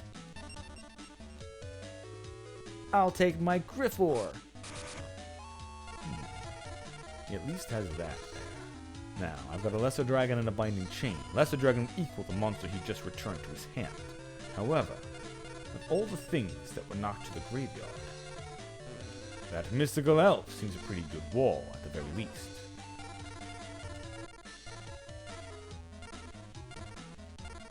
However, I think I shall activate Monster Reborn. Take 1 monster from the graveyard and put it to the battlefield. I will take the Mystical Elf and summon it in defense mode.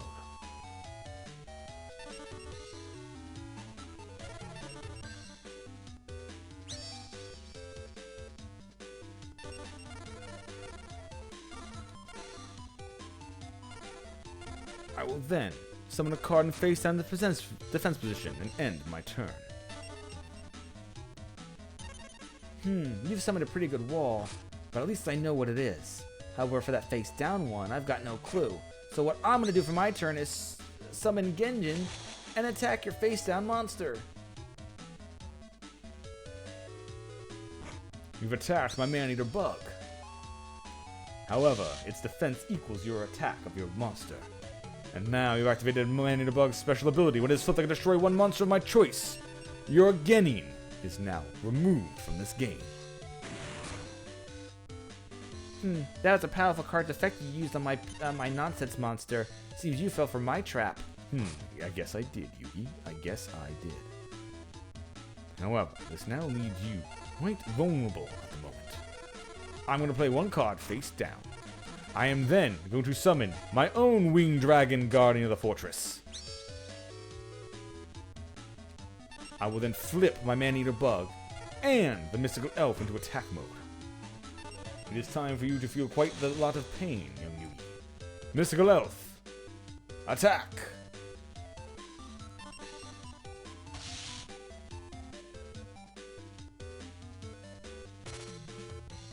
Man-eater bug, attack him directly!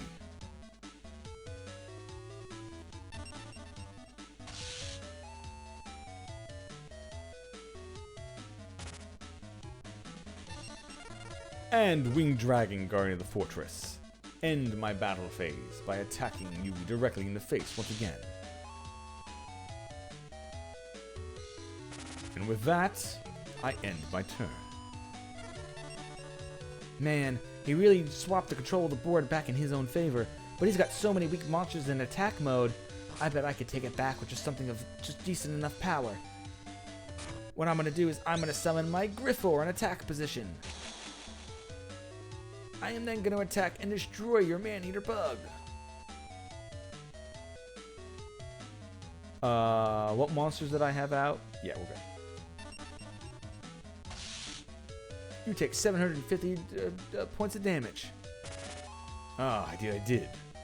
Luckily, I knew your Griffor was here, and you didn't have anything stronger. But your Griffor is still far weaker than the monsters I already have. First, I'm going to summon the Rogue Doll to the battlefield. I will then enter combat phase.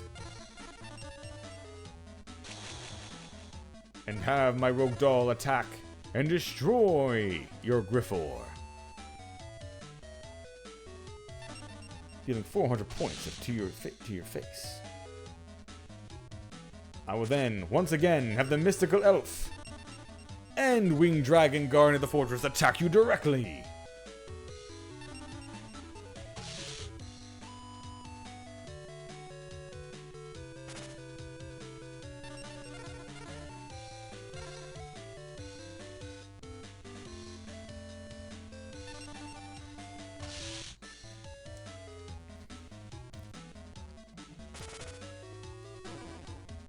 I will then end my turn. Oh man, I thought I was going to take at least a little bit back, but he just summoned an even stronger monster. Luckily, I got a full hand of cards I can use to easily counter him. First, I'm going to draw a card. And then I'm going to summon the Hatatsumi Giant. You have a very powerful monster in that field with that defense position Mystical Elf, so I'm going to attack it and just get rid of it now. Ha! Is what you should be doing. However, I'm going to activate my trap card, Mirror Force. I will keep my monster safe and destroy your only monster. I'm sorry, Yugi, but the end of your game is nigh. I will draw my card. No matter what it is, it does not matter. For I already have enough attack points on the board to destroy you.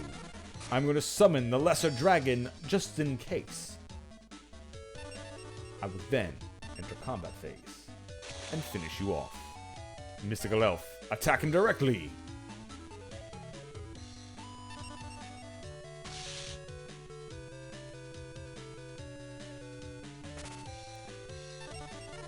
Rogue Doll, attack him directly. Just fast forward to this.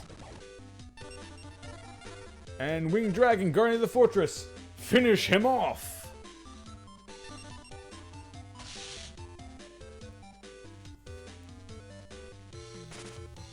So the hardest duel here so far was Joey.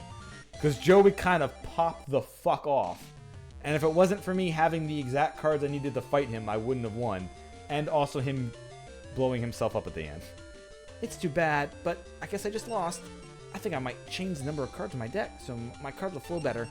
That should give me an edge in our next game. Ooh, I love trap holes. Trap hole, wing cleaver, area more. Yeah, okay, all these are crap. Because none of these have any effects. Trap hole, however, is a trap card that if your opponent summons a monster with 1,000 or more attack, you can just destroy it. Which is really good. So yeah, all my magic and trap cards are staying in here. None of them want to be removed. They're all good. So I just kind of want to remove just a crappy monster. I guess this thing is Solitude.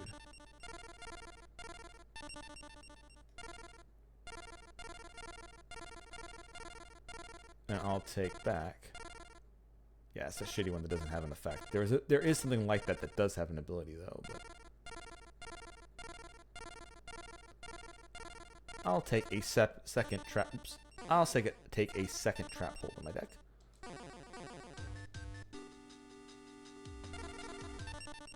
Alright, I have beaten each of them once. However, it is not enough to unlock the new set of duelists, so we will have to do another fight.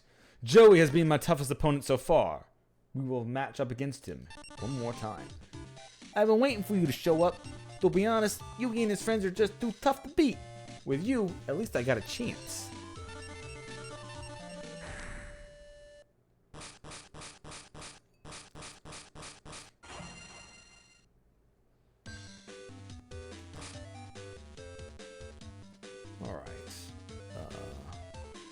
Armail, Change of Heart, that's stupid powerful. Karakashin, Snatch Steal, another thing where I get to steal their stuff. Okay, very good. I'm gonna play one card and face down defense position and end my turn. Alright then, standard opening to the duel I guess. I'm gonna draw my card for turn. And don't worry, you think we had a good match last time, we're gonna have an even better one this time. I'm gonna summon my Beaver Warrior and attack your defense position monster. Beaver Warrior is a decent creature. However, my Armail's defense is more than its attack. You take 100, and it is my turn.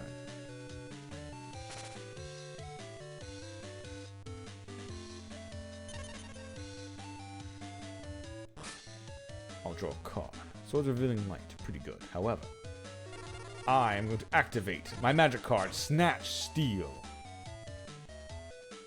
I get to take control of one of your monsters. I'll take control of your Beaver Warrior. Then, before my Snatch Steal makes me lose life points to control your monster, I am going to sacrifice it and summon Karakashin in attack mode.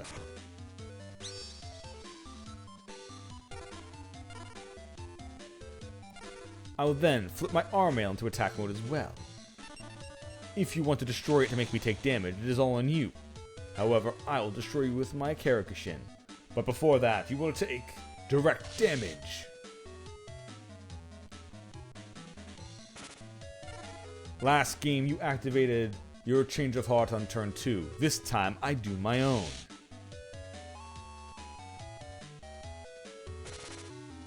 Last duel we were close, but this time you will truly see the depths of the gap. This time you will truly see the gap in our power. Yeah, damn, he's right. Unlike him, I didn't have a way of stopping it like he did when I did it to him. But I did have more else to play. But don't worry, I'll be able to stop you. I summoned my alligator sword. You might have destroyed it last time before I got to attack with it, but this time I'll at least make you pay. At least time, wow, I was doing the wrong voice now. At least this time I'll make you pay. Alligator sword, destroy his Armail. Sacrificing your own monster just to make me lose some life. I have done that many a time in my career. I'm glad to see you accepting the truth. The truth that a monster is only good as its attack. I will summon the WoW Warrior in attack mode. And then we'll go to battle phase and... Karakashin, attack and destroy his alligator sword.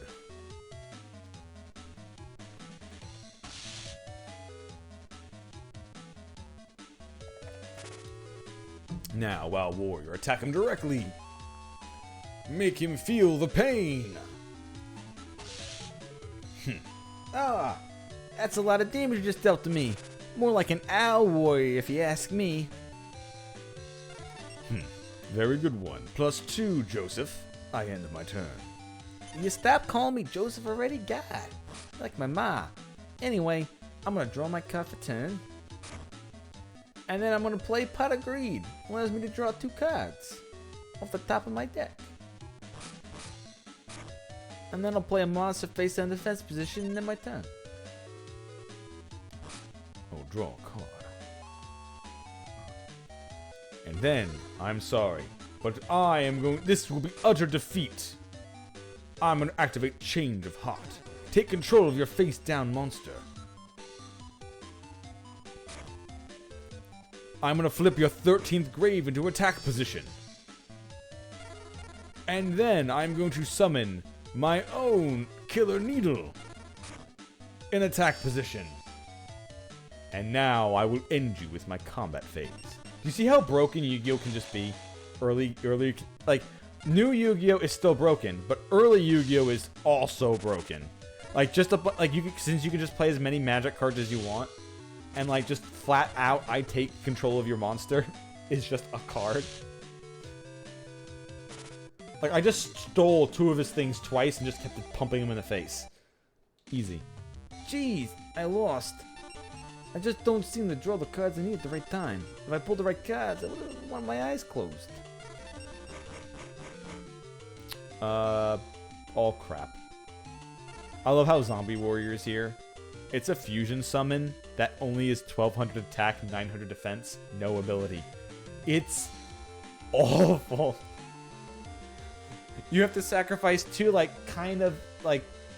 two just whatever shit monsters to summon another shit monster. It's early Yu-Gi-Oh is wild. Like, Zombie Warrior not having an ability or anything is just unfeasible. Okay, Typhoon's got 1400 defense though, so I guess I can put that in.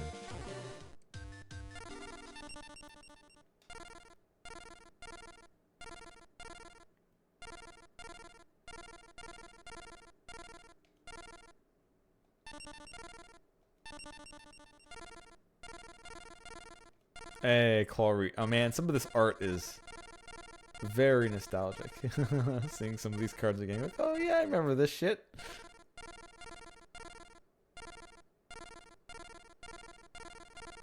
There it is.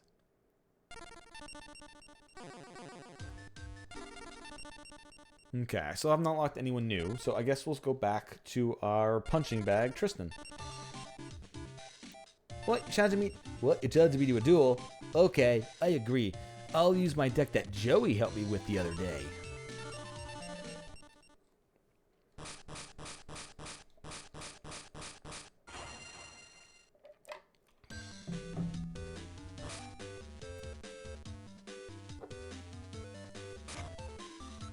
Well, I'll play some monster face down defense position and end my turn. I'll draw my card for turn.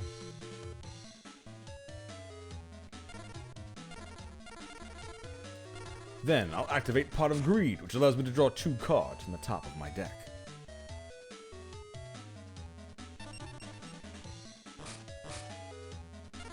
I'll then play 1 card face down.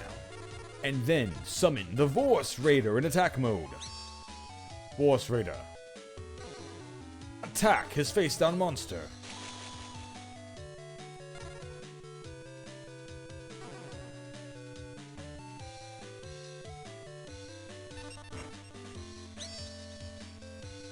Yeah, you attacked by Private Rat. It's got 2000 defense mode. 2000 defense, which means you take 300 points of reflection damage. Very nice monster you have there. It will definitely keep me at bay for a while. It is your turn, Tristan. Alright, well, I'm gonna draw a card for the top of my deck. And then I'm gonna sacrifice my rat to summon the Summon Skull. That is a very powerful monster. In fact, it is the strongest monster in my deck as well, Tristan. But power isn't everything. I activate my face down card, Trap Hole. It destroys a monster summoned with 1,000 or more attack points, which very much includes your summoned skull. Back to the grave with you! What? No, come on. I got it out. Aww. It's a good thing I had a solution to such a powerful monster he summoned right away. Luckily, he won't have the same protection against me! I will activate Monster Reborn! And I shall bring back your summoned skull, but to my side of the field.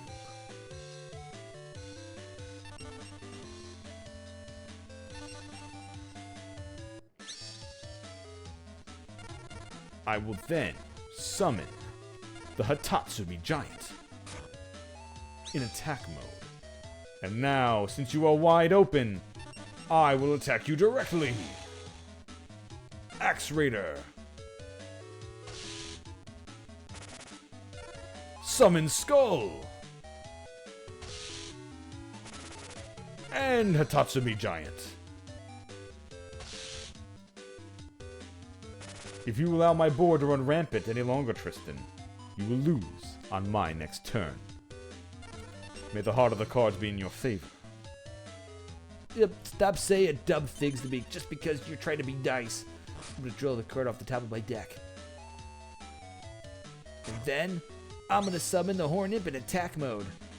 And I'll use it to destroy that Hitatsumi Giant of yours. I see, a proactive approach. Removing things that I can directly attack you with, because your weak monster could just have been destroyed anyway.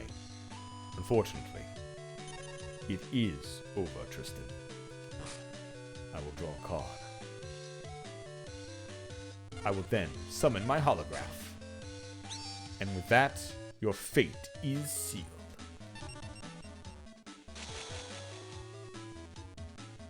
Axe Raider, attack and destroy his imp.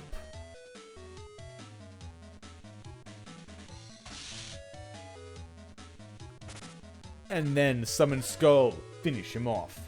A brave attempt, Tristan. But your deck, while powerful, is nothing to my cunning. See, once again, this was instantly like one in my favor. I Trap, Hold, and then Monster Reborn. These cards are just just super stupid powerful. Also, I just personally love Trap Hole. Well, you're really good. I can't win. I don't do enough. It's still fun for me, though. Ogre Grotto. Ooh, Giant Soldier of Stone. Fuck yeah. Follow Wind. A Winged Beast type 300. Alright, who cares? Flower Wolf. Silver Fang and Dark World Thorns. Fuse two kind of crappy monsters to make it Sure, 1800 is a lot at this stage in the game. But not really that much. But I got Giant Soldier Stone. Which, once again, I guess I keep getting a lot of monsters with defenses. So I guess we will take our mail. The trunk. And then good old-fashioned Giant Soldier of Stone. We'll go to the main deck. Now we have 3 walls. We have Aquamador, Giant Soldier of Stone, and Mystical Elf. And we still don't have new combatants yet, so I guess we'll go to Taya. Are you mocking me? Don't patronize me because you think I'm weak. I do with Yugi all the time, you know.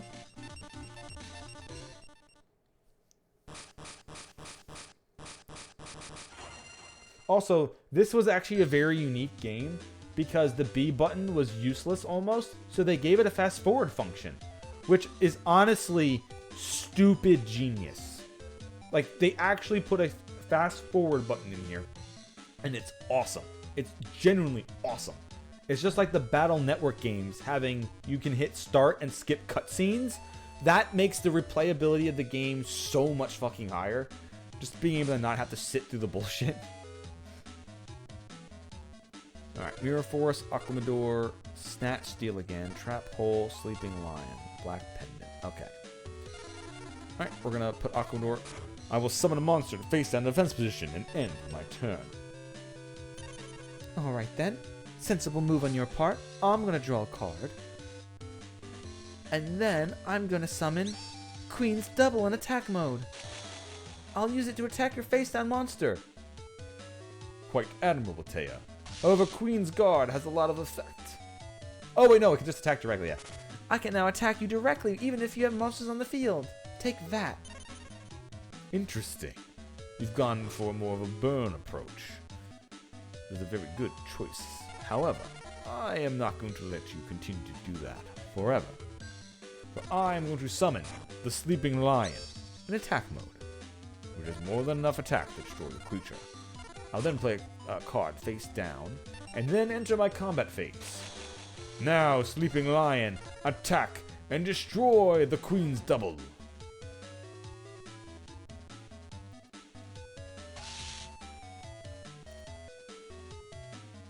So if this was like a 4,000 life point format, like it was still doing like because remember the TV show started off at 2,000 life points, then went to 4,000, and only at the end came to 8,000.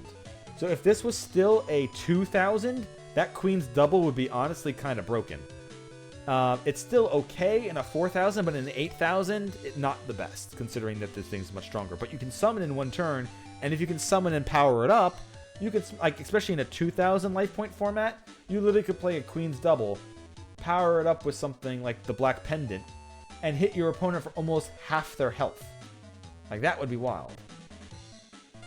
And with that, I will end my turn.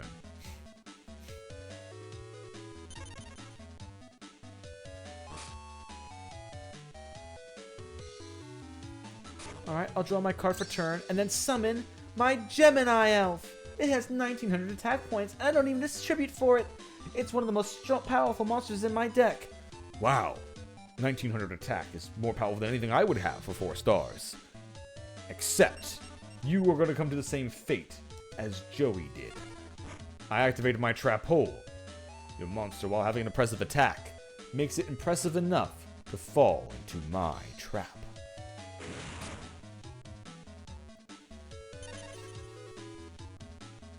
I'll draw a card from the top of my deck. I will then play a card face down. And then summon the Giant Soldier of Stone in attack mode. I will also flip my Aquamador into attack mode as well. Since you are directly open, I will now unleash my full power. Aquamador, attack her directly. Sleeping Lion, attack her directly.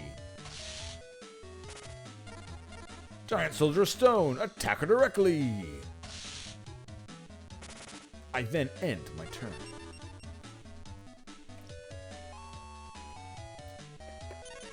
You've got a whole board filled up, and destroy my most powerful monster.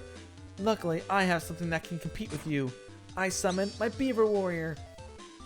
None of your monsters are strong enough to defeat this.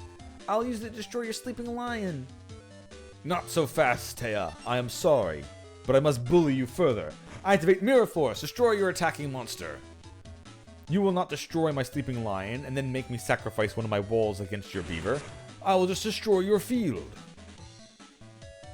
What? No, come on. You gotta at least give me a chance. Sorry, Taya, but it is not how these cards work. I will activate the Black Pendant, giving my Sleeping Lion 500 more attack points. I will then enter combat phase. Aquamador, Sleeping Lion, and Giant Soldier of Stone attack her directly.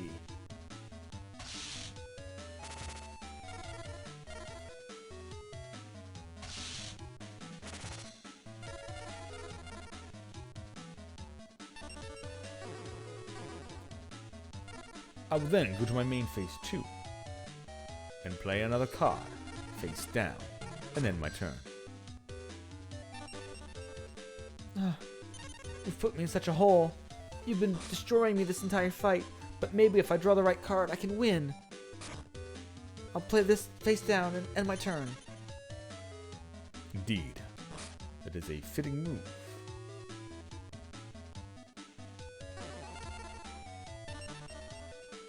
Face up monster, okay. What I will do then is I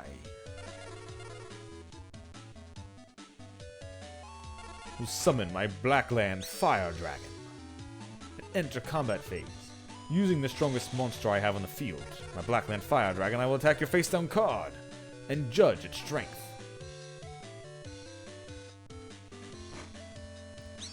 Luckily, my face-down card is Mystical Elf, which has enough defense points to ward off your entire board. Indeed, it does, Taya. However, what I am going to do is I am going to go to my second main phase and activate Snatch Steal. I'm going to take control of your Mystical Elf, letting you be unable to guard with it on your next turn. And then I will end my turn. Unfortunately, Snatch Steal comes with a side effect, but I do not have to suffer it yet. You gain 1,000 life points on your turn. I'll play another card face down and then my turn. I will draw a card. And then I will activate my Swords of Revealing Light, which turns all your face down monsters face up and prevents you attacking for 3 turns. I now see what your monster is. I will turn your Mystical Elf into attack mode and then for battle phase. You have put up a brave fight. However, my Blackland Fire Dragon will destroy your key mace, thus leaving you vulnerable to be attacked by my Sleeping Lion. And finally, your own Mystical Elf.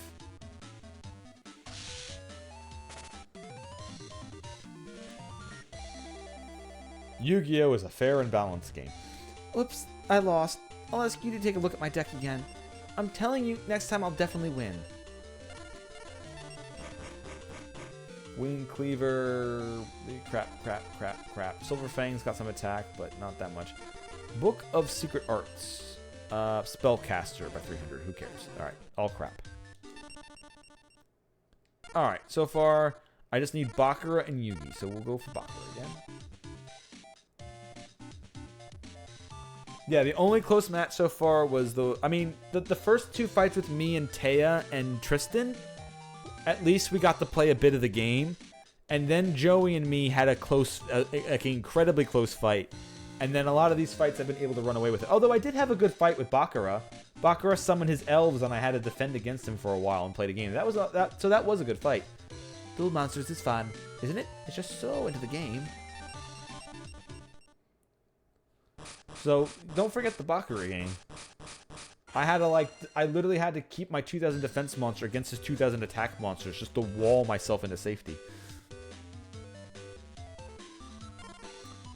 Alright, Snakeyeshi, Aquamador, Hercules Beetle, Snatch, Steel, and Black Penguin. Alright, well. I'll play a card, face down defense position, and then my turn.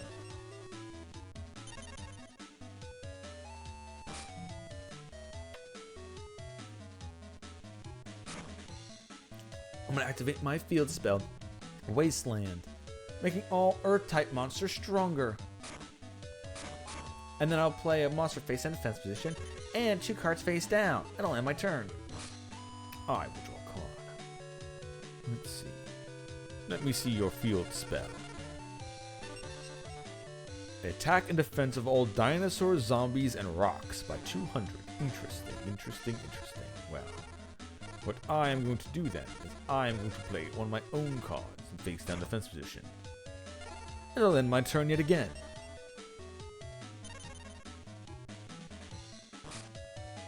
I'm going to draw a card for my turn. And then I'm going to summon my Armored Zombie, which is an Earth monster, increasing its attack by 200. I'll attack your face-down monster. An impressive monster you have there. Luckily, my Aquamador, which you should know well, is standing in your way once again.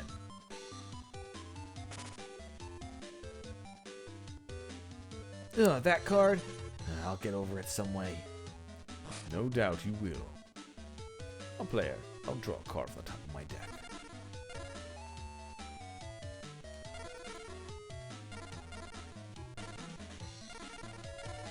Then, I am going to activate Snatch Steal. I'm going to take control of one face-up monster you control, which will be your Armored Zombie. I am then going to sacrifice your armored zombie to summon my Hercules beetle. Well, I'll activate my trap hole, destroying your newly summoned monster and avenging the one you just sacrificed on me. Very well, Baccarat. Well played. Well played indeed. For my turn, then, I will play a card. Oh, I will go. Oh, I guess I will end my turn, because that was me summoning a monster.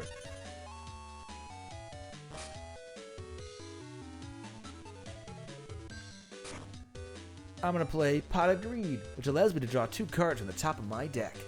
So, Baccarat, if I remember correctly in the anime, had a British accent, but I can't really do a British accent that fits. Oh, I'm going to play Pot of Greed from the top, and I'll draw 2 cards from the top of my deck, yeah? Unless you want me to do that for his voice, but... I summon another zombie, which is an earth monster, and attack your face-down monster. Your monster once again might be powered up, but so is mine. My giant soldier stone also gets 200 defense, making you take 700 and reflect. I will then draw a card. Ha! It seems we are going to be sitting on the right side of the history today. I summon my 2-headed King Rex, which is not only an earth, but a dinosaur. It doesn't gain extra attack, but it gains attack. I will then activate my black pendant and equip it to my 2-headed King Rex. Now I will enter combat phase, and 2-headed King Rex attack and destroy his 3-legged zombies.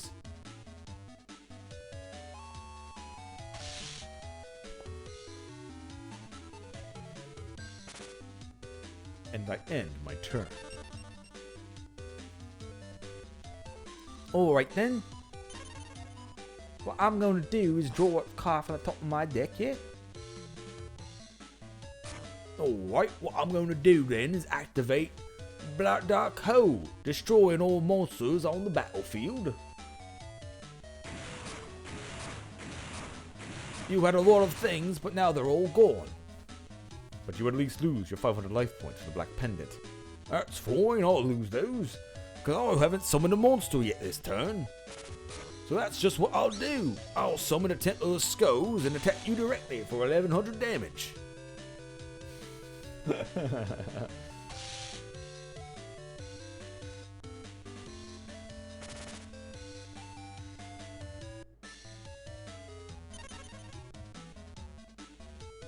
I will draw a card from the top of my deck.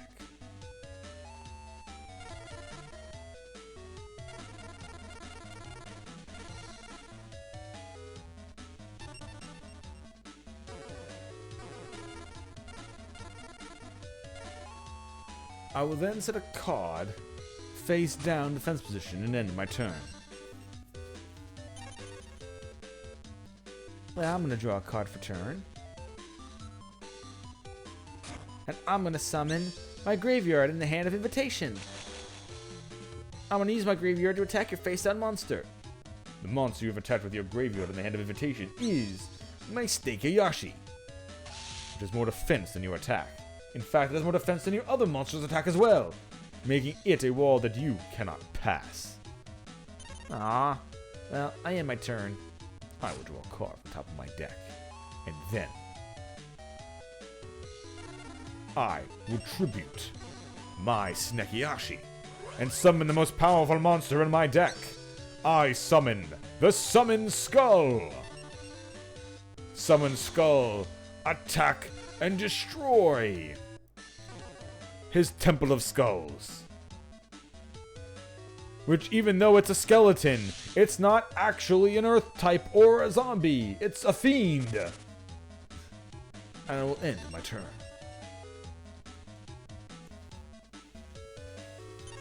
Welcome to the Bone Zone, Baccarat.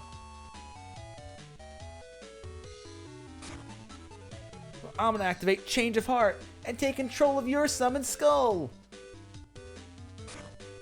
And then summon my own monster, my ghoul with an appetite. Get ready to get I think I might just have lost from that.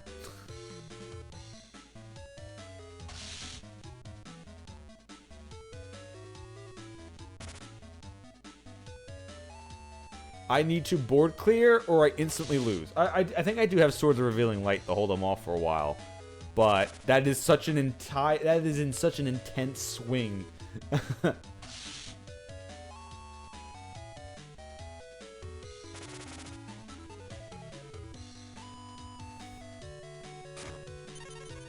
However, I do get my monster back at least. So I will draw a card from the top of my deck. I'm going to set a monster in face down defense position. I am then going to set a card face down, and then I'll enter battle phase. Summon Skull. Attack! And destroy his ghoul with an appetite.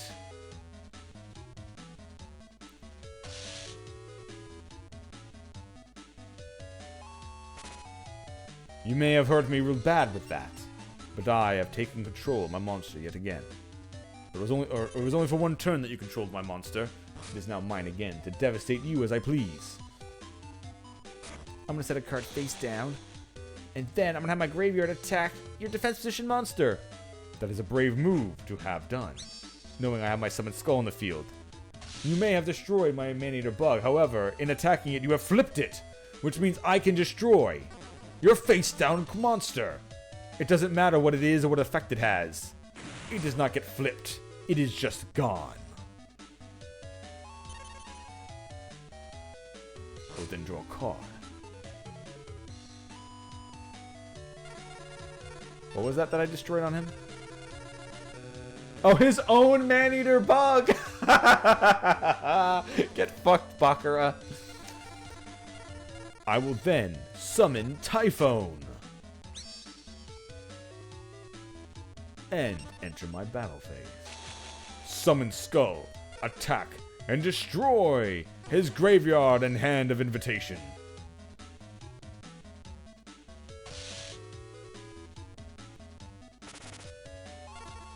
And Typhone, attack him directly. Unfortunately, you still have 100 points. So 100 points of life left. So you have one more turn before I banish you eternally to the Bone Zone.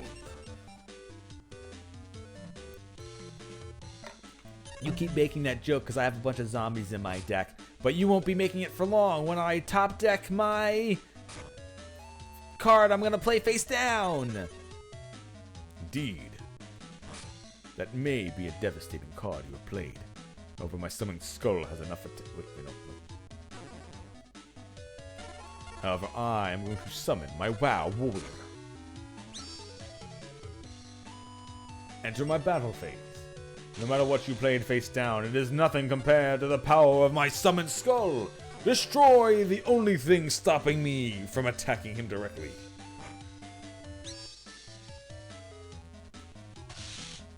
For it matters not what I have left to hit you with. It will be your end. Typhone, finish him off.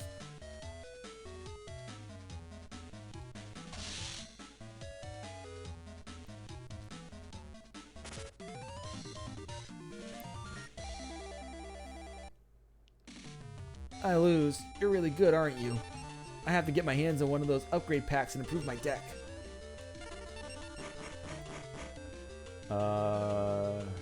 Nothing good. One-Eyed Seal Dragon and Armoril have some defenses, but they don't have any ability. Like, none of these have abilities. They're just crap.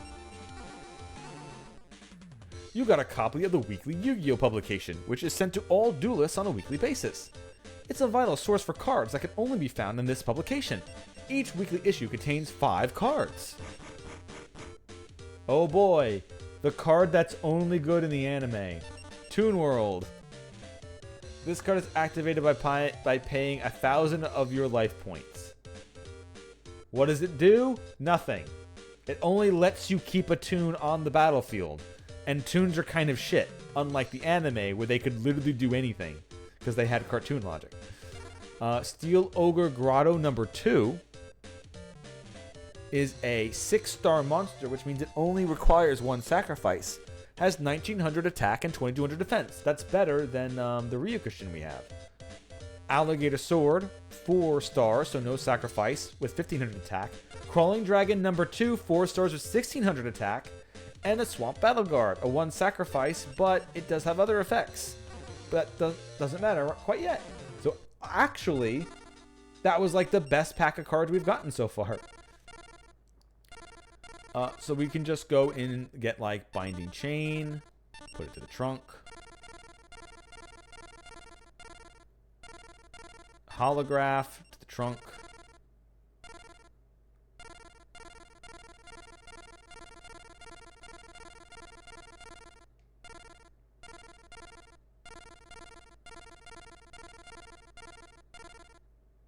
WoW Warrior to the trunk.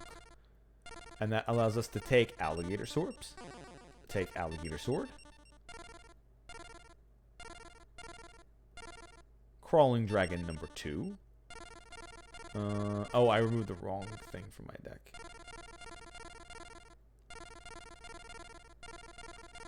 Because I don't think we got another normal, like, regular monster that was good.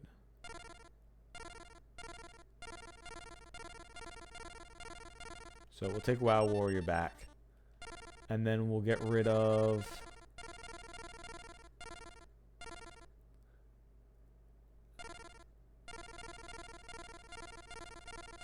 Actually, no. We will get rid of WoW Warrior.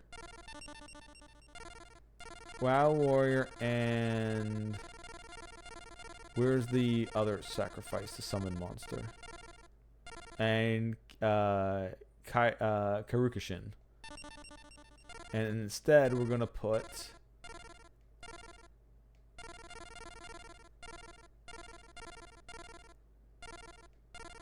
Steel Ogre Grotto number 2, which is a good sacrifice to the tribute summon monster, since you only need 1 sacrifice, and it's got 1900 attack and everything else.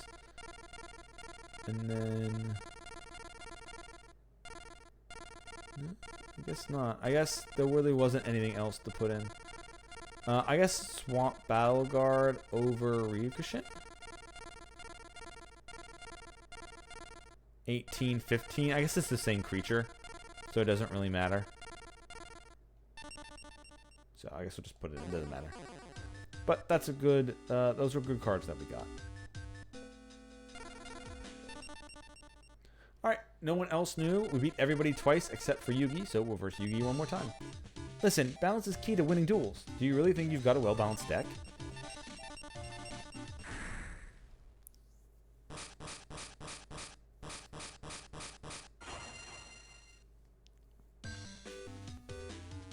I will begin this duel by drawing a card for turn. I will look at my hand before deciding what to do. That I could have swapped out. I could have swapped out Hercules Beetle. I'm going to place 1 card face down. And then another card face down defense position and end my turn.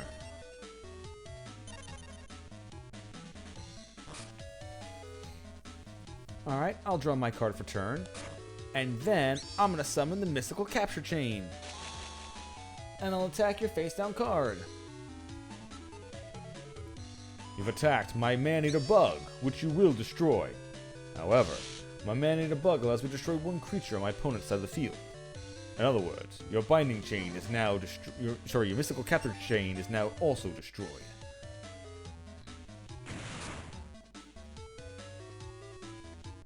Well, I guess I end my turn then.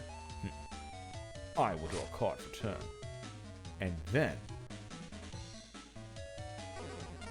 I will summon the Crawling Dragon number 2 to the battlefield. I will then hit you for 1600 points of direct damage. We may have traded monsters, but it left you wide open for my attack. I'll discard Karibo from my hand and negate that damage you just dealt to me. Good move. May it have served you better later on in the game? We shall see. I end my turn. I'm going to draw the top card of my deck. And then... I'm going to place 1 card face down defense position and end my turn. Very well. I'll draw a card from the top of my deck.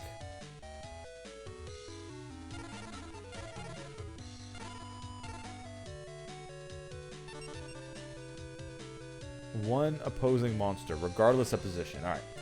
I'm going to activate my Change of Heart. I'm gonna take control of your face-down monster.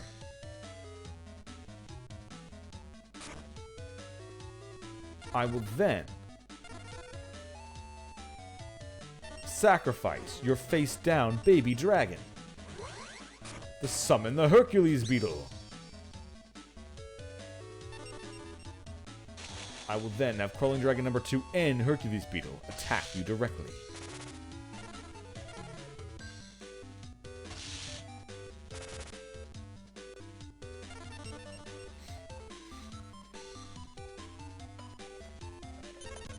Oh man, he swung this game completely in his control in only 3 turns. I hope I have a way of defeating him. But for my turn, I'll place a card face down in defense position and a card face down, and then my turn.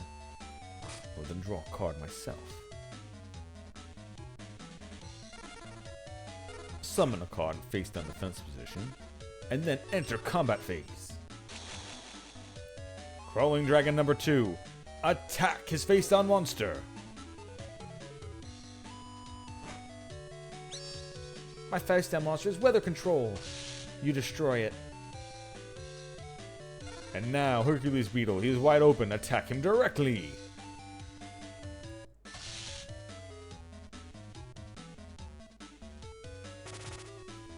I then end my turn. Another turn. He's dominating me again. Well, no matter. First I'll draw a card. And then I'm going to summon the Sangan in attack mode. And I'll use my Sangan to attack your face down card. You've attacked my Magician of Faith, which you will destroy. However, upon attacking it, you did flip it, allowing me to turn 1 magic card from my graveyard to my hand. And the only magic card I have is my Change of Heart.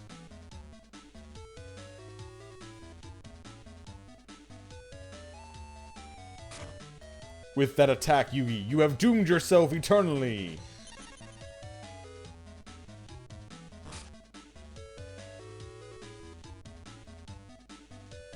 I am going to play the Change of Heart and take control of your Sangan.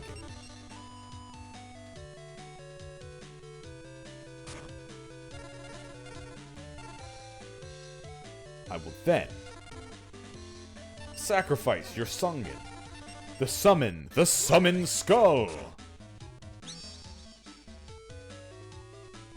Your Sangan has went to the graveyard on my side of the field, which means that...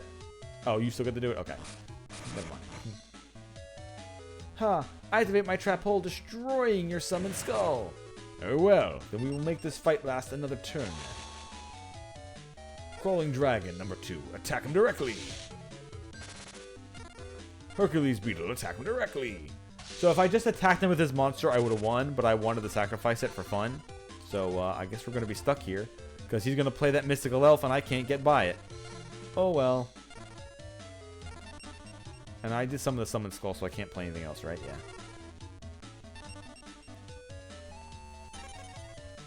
Yeah.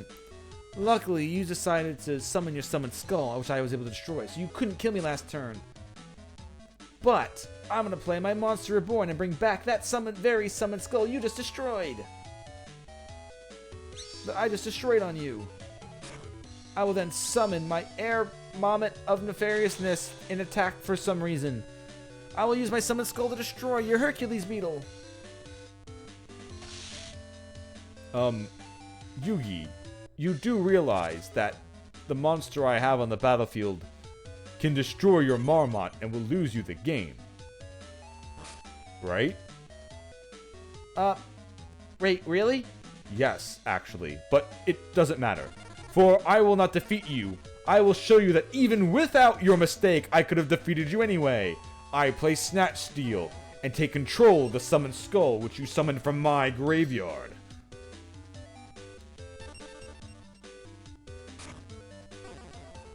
I will now enter my combat phase and have that very Summoned Skull you took from me finish you off.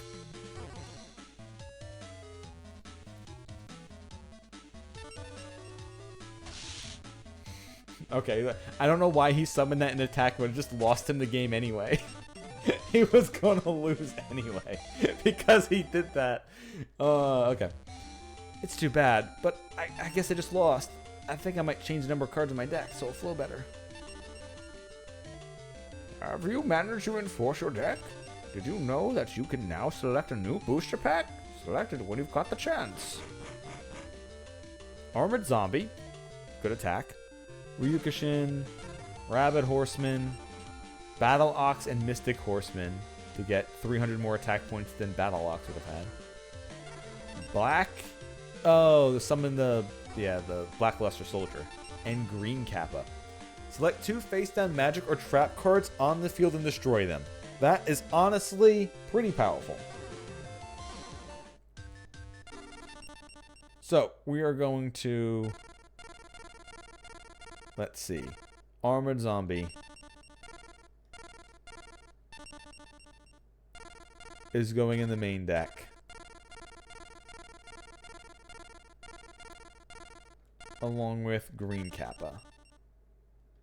And then we'll just remove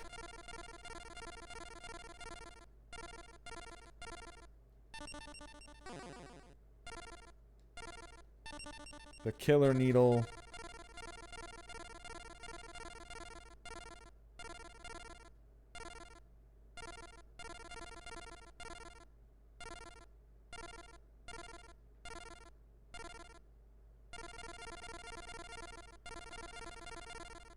Killer Needle and... No, not Sleeping Lion. That has 1700 defense. And Lesser Dragon. There you go. Hey, there are new duelists in the a new duelist in the house. Verify the info using the L and R buttons. Alright, we've unlocked the new set of duelists. We have Esperova, Mako Tsunami, Rex Raptor, Weevil Underwood, and My Valentine. Alright, we're going to start off with Rex Raptor.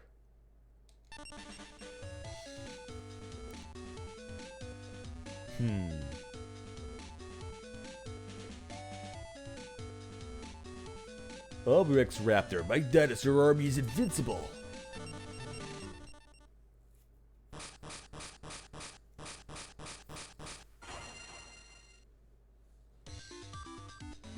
Okay, now we have new opponents and new music. I'm gonna draw a card. I'm gonna play a monster face in the first position, then my turn. I will draw a card from the top of my deck, and now look at what I have.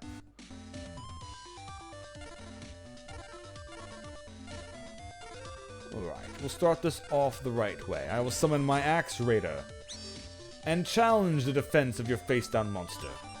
Axe Raider, attack it!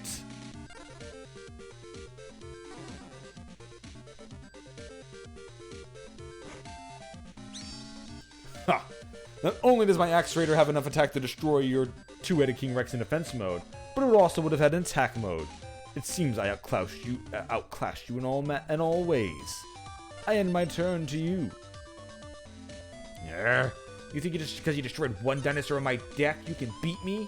I don't think so. My deck, there is no other. I have many more dinosaurs that can defeat you. First, I'm gonna play Black Dark Hole to destroy all creatures on the battlefield, leaving you wide open for me to play my Crawling Dragon number 2, which I will now have attack you directly. Haha!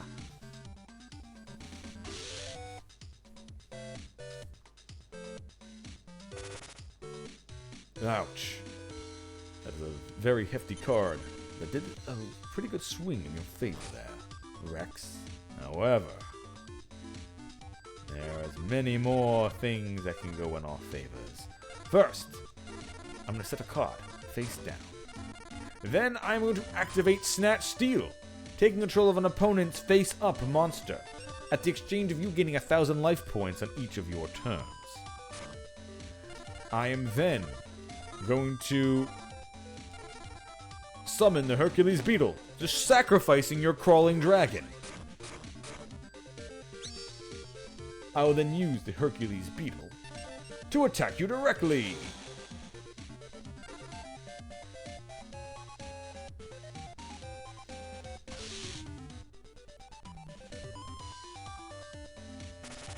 And end my turn.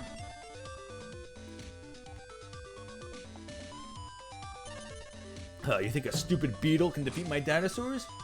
I don't think so. I've already played 2 with higher attack points than that. But I'll play one face down defense position now. I'm sure you have more tougher dinosaurs in your deck. But if you don't draw them, it does you no good. I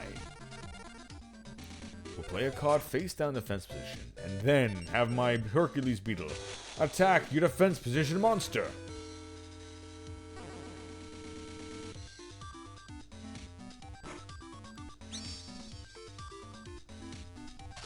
Destroying your Black Man Fire Dragon. That was another powerful monster you had there, Rex. Unfortunately, you had it in defense mode, which makes it useless against mine. You would have been better off having it in attack mode, making me sacrifice my own monster. You think that was the best play? Well, you're wrong. Because this was the best play! I summon Witch of the Black Forest in attack mode, and I attack your face-down monster. Really, Rex? You think you could destroy my face-down monster? Because you can't. You've attacked my Snakeayashi, making you take 100 life points in retaliation. Your Witch of the Black Forest is effective being used for fusion summon also does not matter anymore. I think, wait, is that its effect? What is it? Okay. Well, first, I'm going to play a card face down. And then I'm going to relook at what Witch of the Black Forest does again. When it sent, a defense 1500 or less from your deck to your hand. Yeah, okay, yeah. Witch of the Black Forest is really good for getting summoned skulls to your hand. At least that's what I used to use it for. I'm going to play Giant Soldier Stone defense mode. Flip Snakeayashi to attack mode. And let him get his card. Hercules Beetle, attack and destroy the Witch of the Black Forest.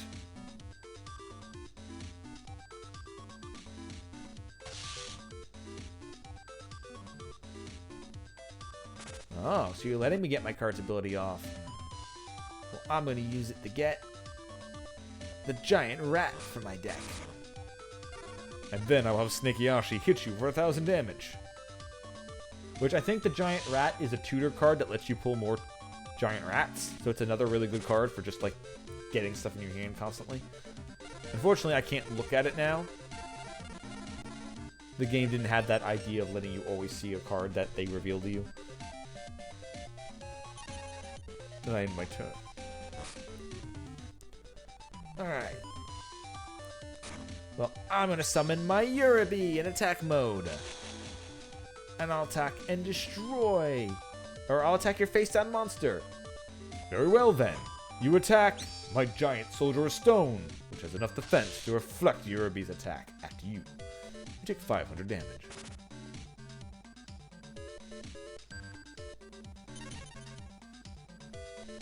I'll draw my card.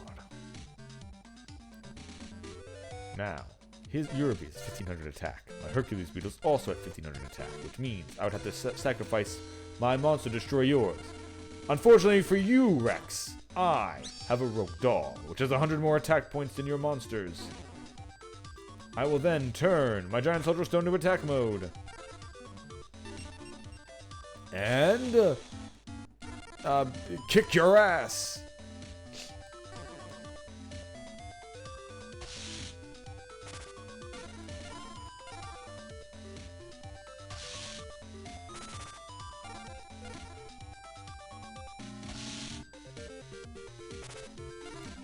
One more turn like this, Rex, and I will send you back to the Jurassic.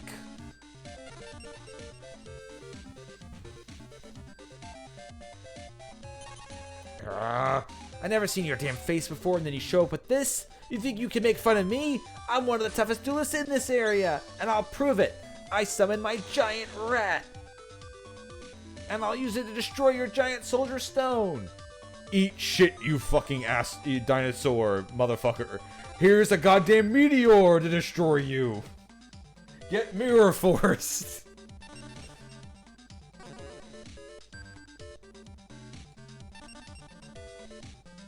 It stops your attack and destroys all your face-up monsters.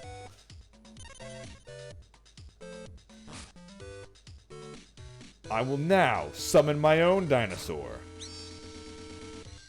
so you at least feel at home when I stomp you into oblivion. Crawling Dragon number 2. End his suffering.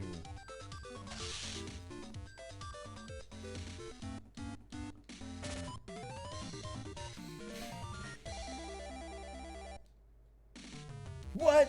How come my dinosaurs lose, you dirtbag? Next time I'll win. Alright, well, we got a new pack of cards. Oh, we got 2 new packs of cards. We got Judge Man and the thing. Oh, I like Judge Man. Judge Man is actually a really good card. He's kind of like the Summon Skull, but slightly weaker, because he's got 2,200 attack points for 1 sacrifice. And we got nothing. They're all just normal crap monsters.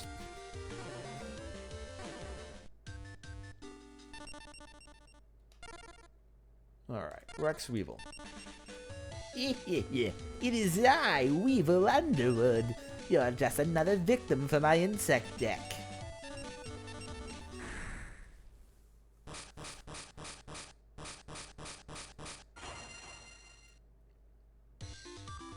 I will draw a card for my turn.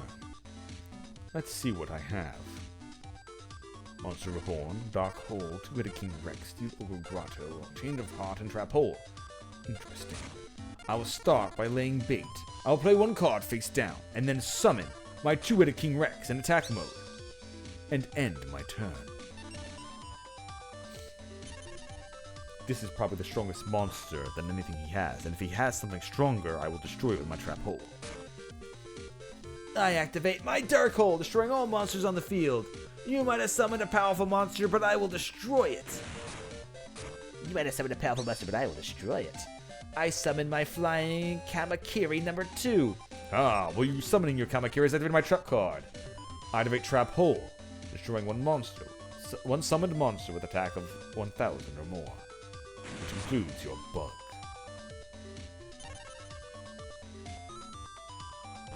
We'll then draw a card.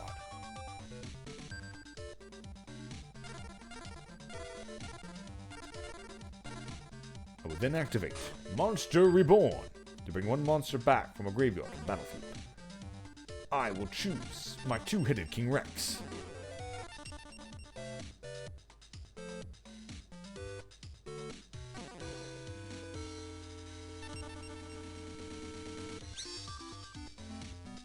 I will then have my Two-Headed King Rex attack you directly.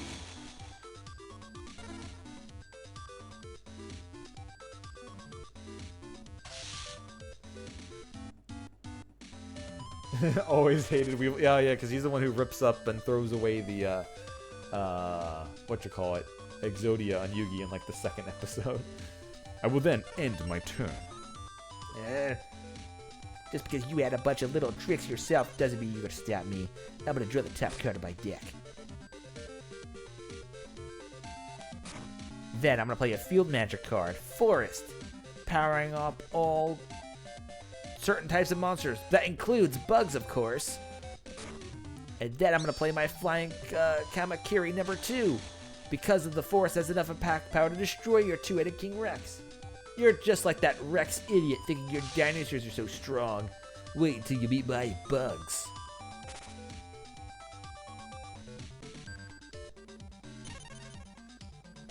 Well, I guess I'll draw a card then. And then for my turn,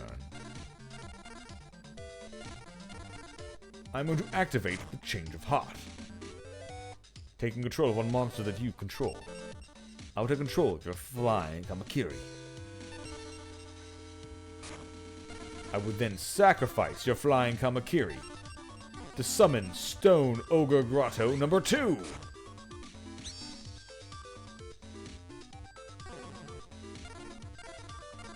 I would then enter combat phase and have the Steel Ogre Grotto attack you directly.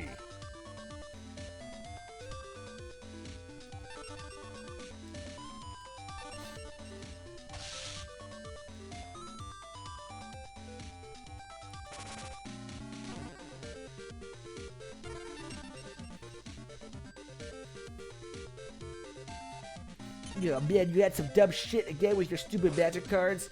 That's it. I'm gonna show you once and for all that bugs are the ultimate cards. I'm gonna play a card face down in defense position and then another card face down and then my turn. I will draw a card from the top of my deck. And then I will activate the Mystical Space Typhoon to destroy that card you just played face down.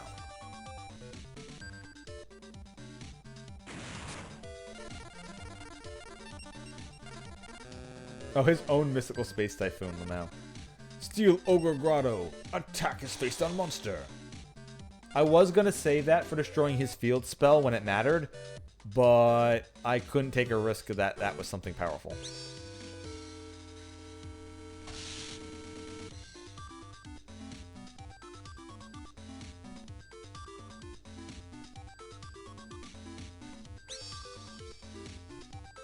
Yeah, Giant Rat lets him pull out Giant Rat. I will then go to my main phase 2. And I see your Giant Rat, but I will play Snatch Steal, taking control of one face-up monster you control.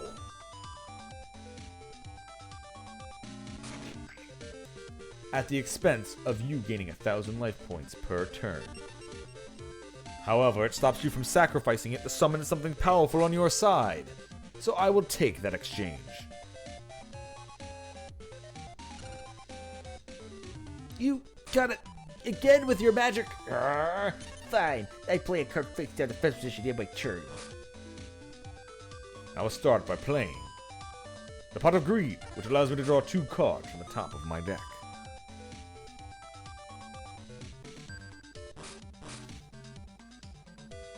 Then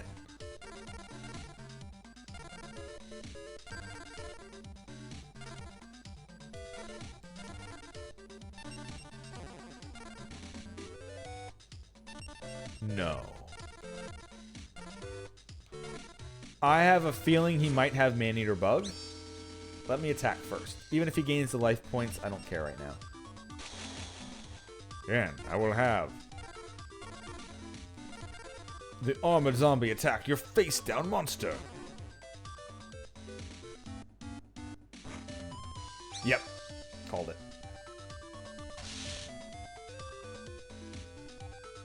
Yeah, you might have destroyed my Man-Eater Bug, but flipping it face up, I can destroy one creature that you control. I'm gonna destroy your Steel Ogre Grotto. Good move. I will have my Giant Rat attack you directly, however. It doesn't matter, because you took control of it, I'll be getting 1,000 life points on my turn, so I'm technically only losing 600.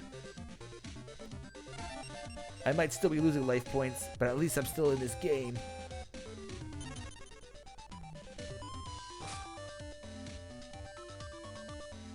I'm gonna play my own copy of Snatch Steal. Oh, I know that's just my Snatch Steal activated. Okay, never mind. I'm gonna play Swords Revealing Light, preventing you attacking me for 3 turns. Now your rats will just be giving me life, and there's nothing you can do about it. Indeed, that would normally be quite the conundrum. However, just because I'm forced to give you life points, I only have to do so if that monster still exists. I'm to sacrifice the Giant Rat to summon the Summoned Skull. I might not be able to attack, but you will no longer gain your life points. I end my turn.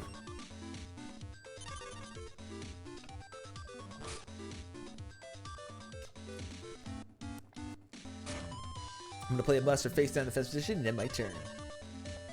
I will draw a card. I'll play 1 card face down, and since I'm unable to attack, end my turn.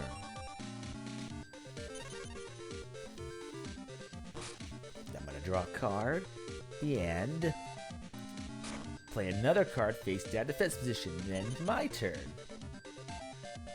I'll draw a card for my turn. And I will simply pass my turn. It is all yours, Weevil. Your Swords of Revealing Light are finally up. It is now or never. Now or never, you say. Heh. Well, it's gonna be more now than it ever was before. I play a card face down and end my turn. I'm going to draw a card from the top of my deck. I am then going to make this game move a little bit faster. Probably not. I'm going to enter combat phase. You no longer have that wall to defend yourself. Armored Zombie, attack the first card he played face down on the far right.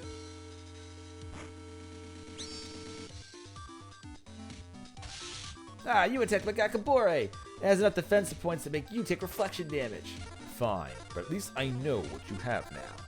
And that 1400 is not enough to take out my armored zombie. So I will have Summon Skull attack a different monster that you have.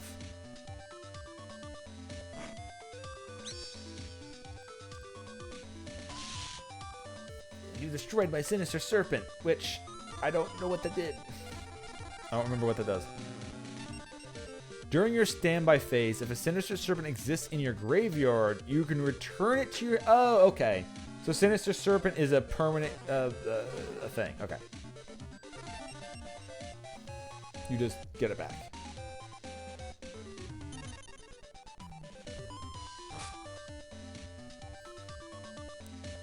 Sinister Serpent's in my graveyard, so its ability activates. It comes back to my hand. I'm then gonna play the Gemini Elf. You thought just because you have a 1500 attack monster you're that strong? You can't. Gemini Elf, destroy his armored zombie.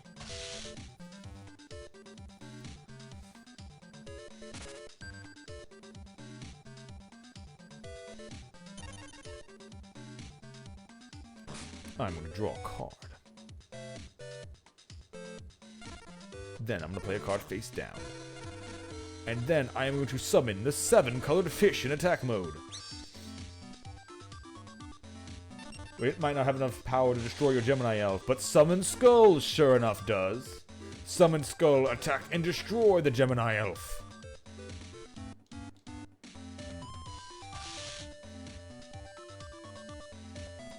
And Dragakabore may have survived my zombie, but it will not survive my fish. 7-colored fish, destroy it.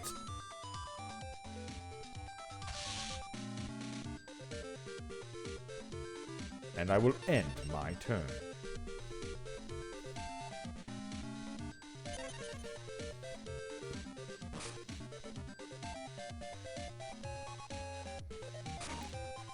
I'm gonna set another monster and face down defense position to end my turn. That strategy of yours seems to be getting old. However, I will change things up a bit. I play my own card, face down defense position. And then I will move to battle phase. 7-colored fish. Attack the card he just set face down.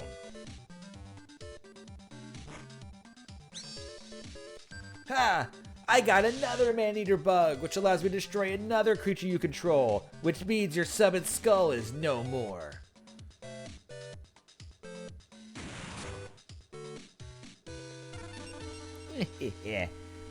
I'm keeping this right in my favor as this goes. I'm gonna draw a card in my turn. And now you'll see where the true power of bugs lie. I'm gonna set a card face down and end my turn. True power of bugs? I don't really see that there, considering you're still ending your turn doing nothing. Fine, if you want to stand behind your man-eater bugs, I'll accept. I summon a rogue doll to the field. I will now have my 7-colored fish attack a card of yours in the middle.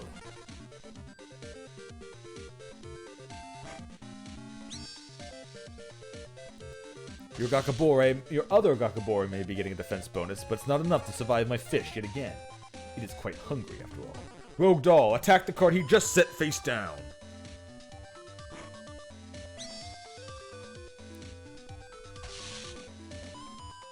You've destroyed my parasite particle, but I forget, doesn't that make me discard cards?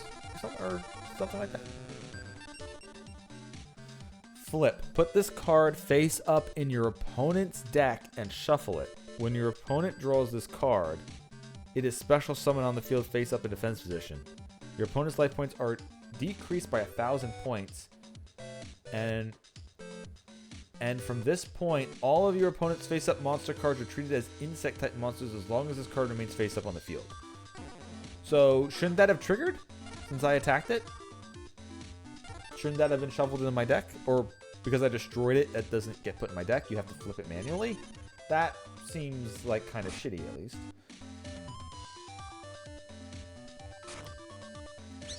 I'm gonna play my Flying Kamari. And then I'm gonna use it to attack your face down card. Well, your bug may be getting a defense boost, but my mystical elf has more than enough defense to stop you. You get to shuffle your cards in my deck? Yep, that's right. I get to infest your deck with my shit. Alright. I'm gonna draw a card from the top of my deck. You have a strong monster on you. However, its 1700 attack points cannot save you from my own. I'm gonna summon the Crawling Dragon number 2. And enter combat phase. 7 colored fish. Attack and destroy his flying Kamakiri.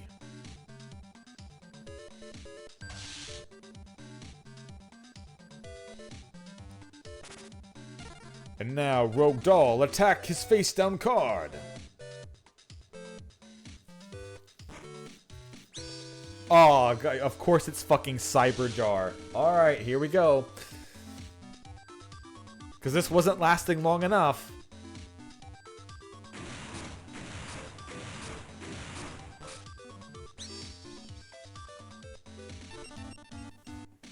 Destroys all monsters on the field, then we draw a bunch of cards and special summon all monsters.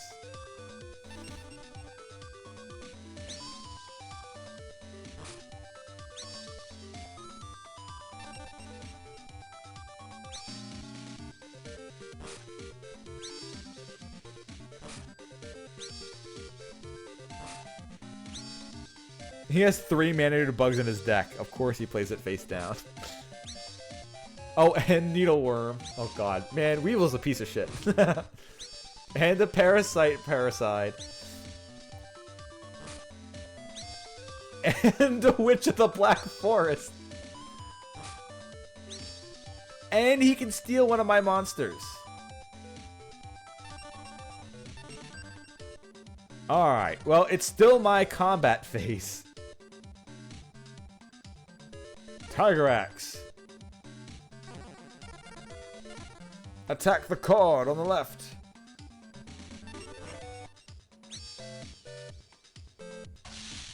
He gets to pick a card from his deck and put it in his hand.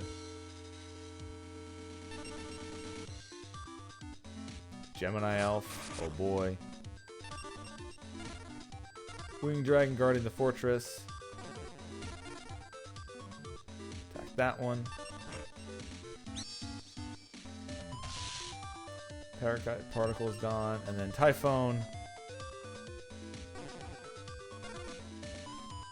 Attack and destroy. This is the one that makes you mill.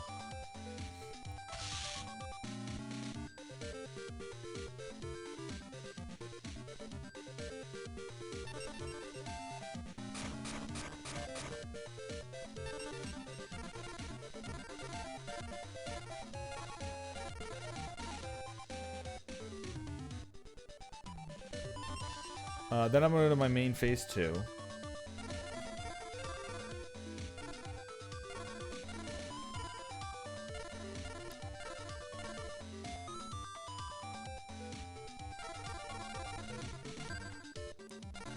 I'm going to activate Black Pendant on my Tiger Axe, boosting its attack by an additional 500, making him indestructible to that Gemini Elf. I will then end my turn. Huh. Well, at least I'm keeping you at bay, and now I have a whole handful of cards again. You didn't destroy my field, but you know I have that man-eater bug on the field, which means I can flip it at any time to destroy that creature you just spent so much time building up.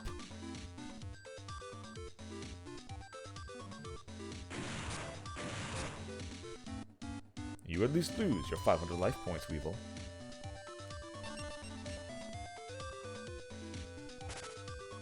Now, my Gemini Elf, attack and destroy his Typhone.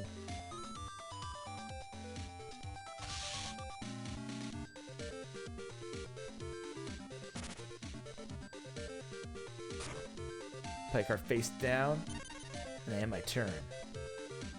And draw a card on top of my deck. I'll play it face down. I will then play a card face down on the battlefield. And turn my Winged Dragon guarding the fortress in defense mode as well, and I'll end my turn. I've got you on the defensive now. You may have hurt me before, but now it's time for my revenge. Bugs will always rise and rule this earth. I play Harpy's Feather Duster to destroy all those nasty magic and trap cards that you have. I think not, Weevil. I activate the Magic Jammer. I simply have to discard one card from my hand to negate one of your magic cards. I'll discard the Snecky Yeki to get rid of that Harpy's Feather Duster. You think you can get by my magic and traps? I think not. Fine then. Whatever it's got, you're gonna have to activate it, because Gemini Elf, attack his monster! You want me to activate it? Then fine. I will, Weevil. I activate Mirror Force, negating your Gemini Elf's attack and destroying all of your monsters. You thought you had me with that Harpy's Feather Duster. No, it is I who have you in my cage.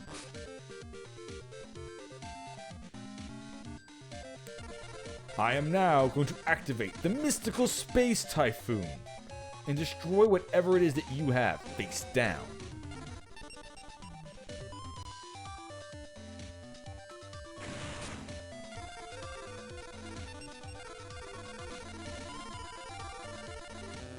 Which was his own magic jammer. Lol. I will then flip Alligator Sword into face-up attack mode. Winged Dragon guarding the fortress as well into attack mode, and I will summon the Blackland Fire Dragon. It is over, Weevil. I have enough attack power to end you. It is time to be squashed like the bug you are.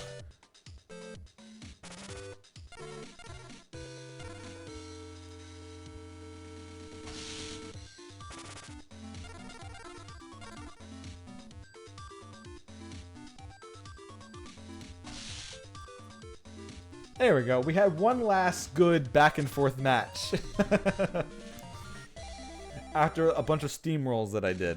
But as you can see, their decks have now stepped up by having a lot more other powerful cards. He had a card that could steal my stuff.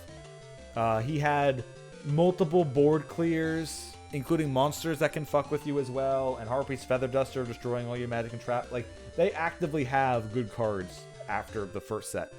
You had better not forget this. Next time I see you, my insect queen will destroy all your pretty monsters. And we didn't open up one of these, so... a fusion monster sucks. 800 life points, who cares? And it sucks. Alright, just another pack of crap. Anyway, yeah. I've got... You know what? Let's do one more. We'll do one more while my voice holds. Let me get a drink and I'll be back and we'll do one last duel to end off the night. And then I'll be back with this as I stream, as well as doing the Golden Idol. And I'll bounce it back and forth between both of those until I finish it. Which the Golden Idol should be about maybe one more stream. And this will probably be 2 more streams maybe, depending on how long I do it. But let me be back right back. We'll have one last match. And see you in a bit.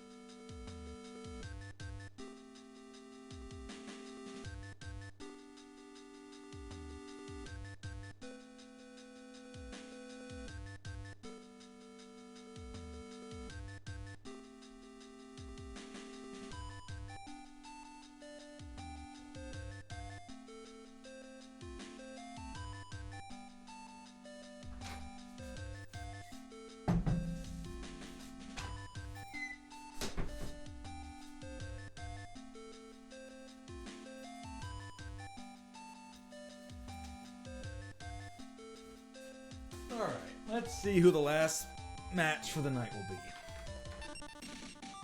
Oh, alright, never mind. Today's the day for a duel tournament sponsored by the local card shop, where you're a regular customer. Of course, you've been invited to participate. Since the duels are held in match format, your side deck is sure to play a vital role. You move to your assigned seat and your opponent arrives. Did you know that you can get special cards at duel competitions? That's my ticket to the top.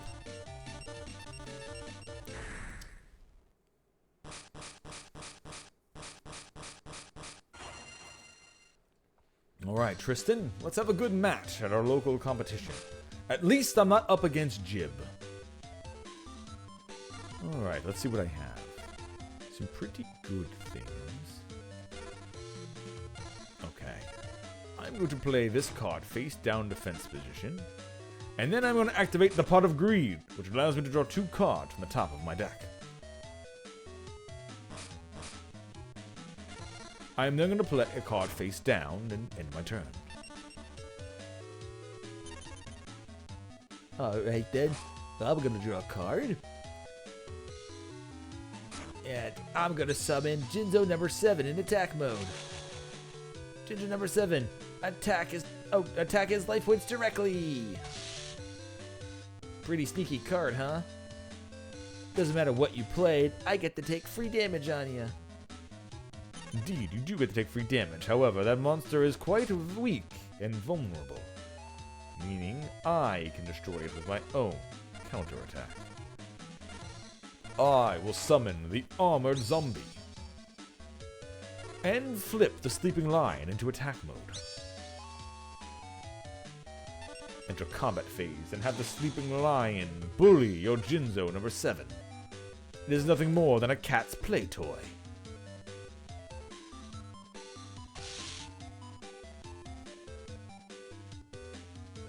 And I'll have my Armored Zombie take a bite out of your life points. Armored Zombie, attack him directly.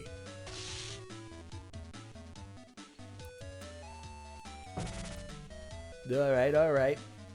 Well, at least you haven't done anything super powerful yet, besides just playing some cards. I'm fine with that. I will end my turn. At least I can have some way of coming back, unlike the last time we dueled. So, I'm gonna draw a card from the top of my deck. But I'm gonna summon the Bikame. Unfortunately, Tristan, I do have some of my tricks up my sleeve. I activate the Trap Hole, destroying a monster that was summoned with attack of 1,000 or more. And it includes your Hibikami. No, come on, man. Let me play a card. You did. It just was not good enough. I am going to summon the Alligator Sword in attack mode. And then I will have my entire board attack you directly.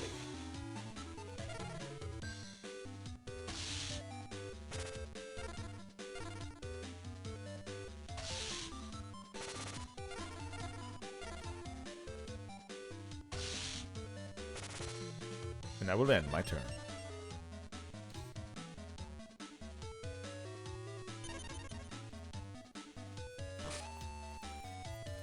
I'll draw a card at the beginning of my turn.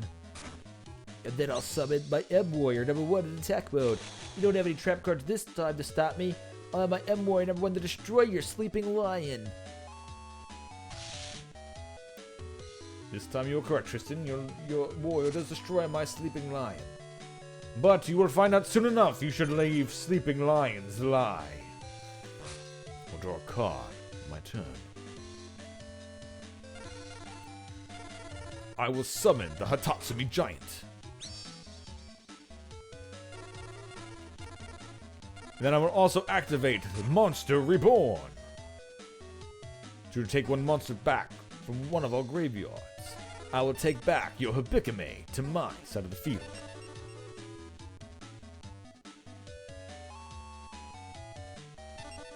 And now, your end. It was a good match, Tristan, but this first one is in my favor. Hatatsumi Giant, attack and destroy M-Warrior number 1. Armored Zombie, attack him directly. And Alligator Sword, finish him off.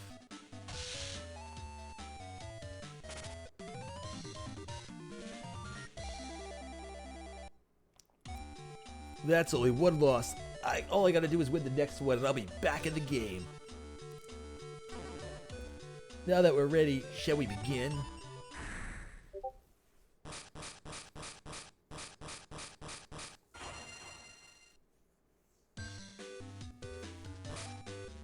I'll draw my first card for turn. Play a monster face down defense and end my turn. I will draw a card from the top of my deck as well. And let's see what we have. Some pretty good cards. Very high defense. Alright, I'll play this card face down defense and end my turn as well, Tristan. Alright, good. You didn't even play back a trap card. We're evenly matched at the moment. So I'm gonna draw a card from the top of my deck and summon Jinjo number 7, so I can attack your life points directly with it. And then I'll flip Kanan the Sword Bitch into attack mode. First, I'll have Jinjo number 7 hit you directly again.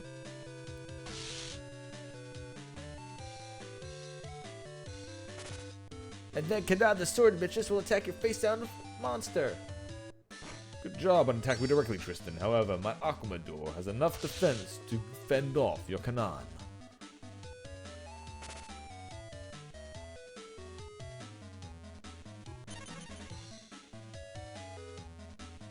I will draw a card from the top of my deck.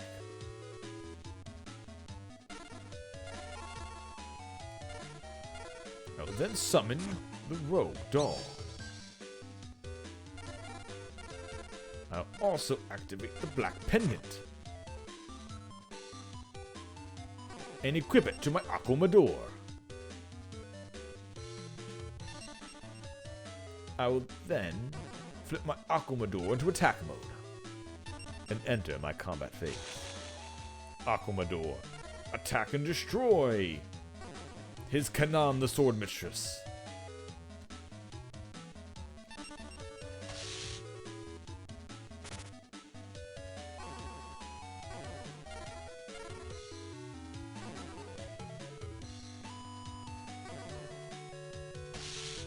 And now my Mystic Doll, destroy his Jinzo number 7.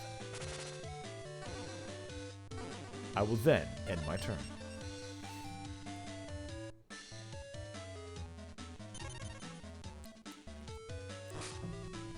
Well, I'll draw a card for my turn. And I'm gonna play Monster Reborn to bring back my Kanan the Sword Mistress from the grave. In defense position. I will then sacrifice my Kanan to summon the Sword Stalker, which has 2,000 attack points, stronger than any monster you have on the field. I will use my Sword Stalker to destroy your Rogue Doll.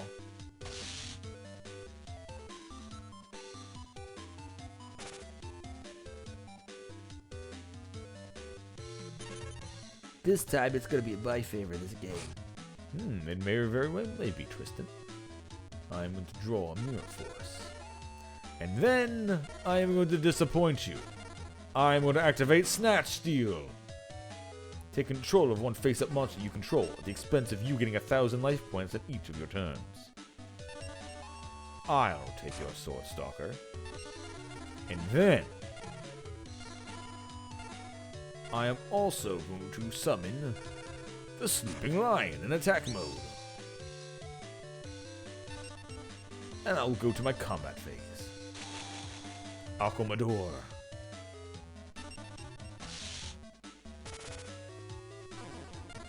Sword Stalker. And Sleeping Lion, attack him directly.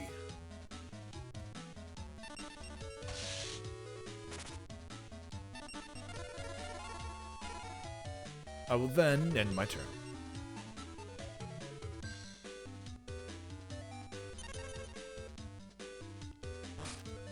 I'll draw a card. Snatch Steal will give me 1,000 life points back. And then I'm gonna summon the Hibikime to destroy your Sleeping Lion.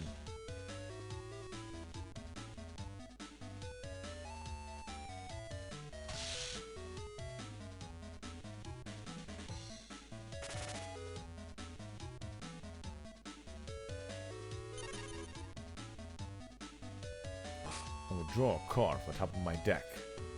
And I think I had you beaten anyway, Tristan. However, I'm going to guarantee it. I activate Change of Heart, and I'll take control of your Pick of May, and then I'll attack you directly in the face with everything.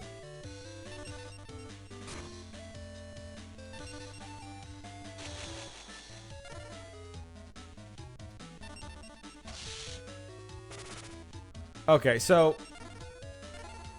this last match ended up just being 2 matches with Tristan in which we kicked his ass. Because I know how to build a deck, at least. I know bullshit broken cards. You're a good duelist. You're really good. I can't win. I don't duel enough. And now I get to pick a pack. Let's go the Judge Man again, why not? Maybe the Judge Man will be... Hey! The Judge Man is in the Judge Man pack. Oscolo Hero number 2. Last Will. If a monster of yours is sent from the field to the graveyard during the turn that you played this card, you can select a monster with an attack of 1500 points or less from your deck and play it as a special summon.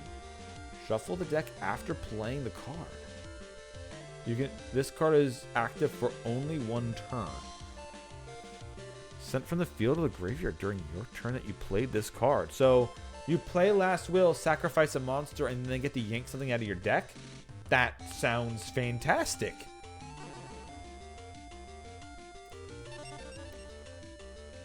And then there's the Judge Man. 1 sacrifice for 2200 attack points. Perfect. And crap. And 200 life. Who cares?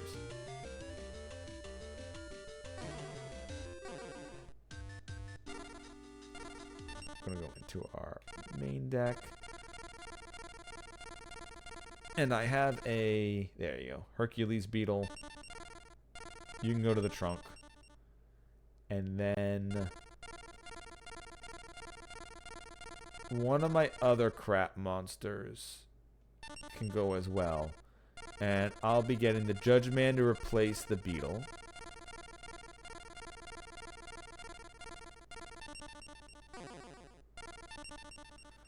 And then I actually want this Last Will because I can yank a pretty decent powerful monster out of my deck with that. Although I would like it that it can also have me grab effect monsters since they're low in power. Alright, well that was kind of anticlimactic. So let's have one actual better ending one.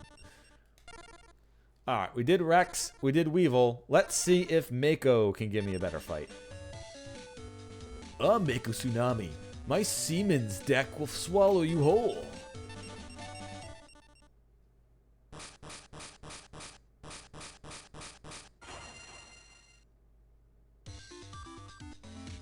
Alright, I'll begin this fight, Mako. I'll draw a card and look at what I've drawn. Decent enough monsters and everything else. Fine then. I will play this card face down the fence and end my turn. It was your turn, Mako. Alright, I'll draw the first card off the top of my deck. And then I'm going to summon a 7-colored fish. It's got 1800 attack points. It's very powerful. I'm going to have it attack a face down monster. It may be powerful, but my Aquador's defenses are stronger. You take 200 points of damage in retaliation. Oh, that's a bummer. Anyway, it's your turn, dude. Right, I'll draw a card.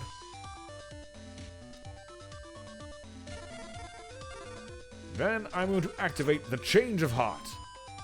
I'm going to take control of your 7-colored fish for 1 turn.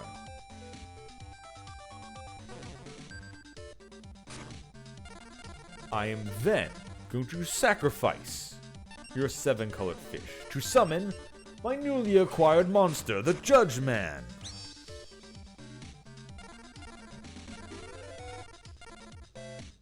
I will then have the Judge Man attack you directly.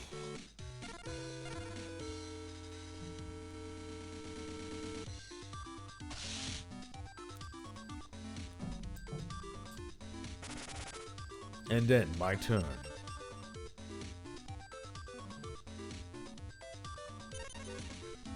Oh, what a bummer. You destroyed my monster and hit me directly? Man. Alright, but let's get this back in shape. I'm gonna activate Dark Hole, destroying all monsters on the battlefield. Then I'm gonna play a card face down and end my turn. I will draw a card from the top of my deck. Then I will play one card face down defense position and end my turn. Alright, keeping the initiative in my go then. I'm gonna draw a card off the top of my deck. Play another card face down and end my turn. Your turn, dude. Alright then, I shall draw a card myself once again.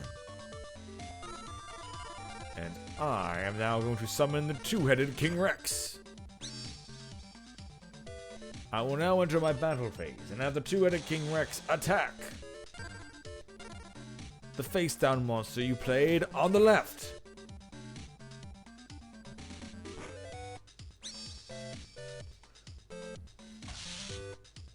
Oh man, you destroyed my penguin soldier.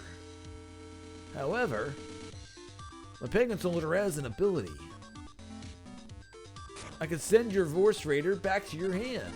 Or Vorse Raider, your Axe Soldier back to your hand. You can return up to 2 monster cards from the field to their owner's hands.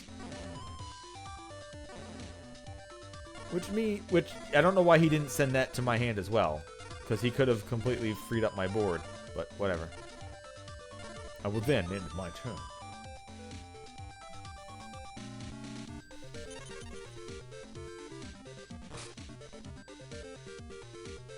Alright then. I'm gonna summon Dark Elf in attack mode. And then I'm gonna use that Dark Elf to attack your face down card. I'll lose 1,000 life points in doing so, but it's well worth it for having such a powerful monster. Indeed, it is worth it. For me, that is. For not only did you lose 1,000 life points, but my Man-Eater Bug's ability lets me destroy your Dark Elf as well.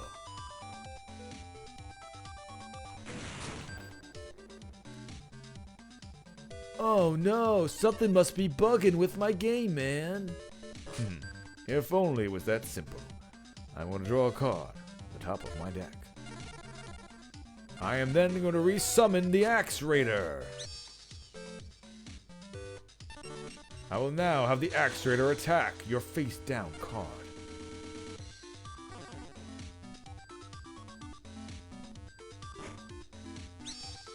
Penguin Soldier again. Well, second verse, same as the first, just like in my favorite sea shanties. I'm gonna send that Axe Raider back to your hand. Alright, then I will end my turn after that, since I can do nothing more.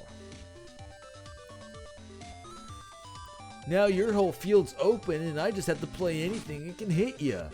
This is going great. So what I'm gonna do is play a card face down and end my turn and not do that thing I just said I was gonna do. Alright, well, I'm going to draw a card. And then, I'm going to activate the Mystical Space Typhoon to destroy that card you played face down. Oh man, that's a bummer.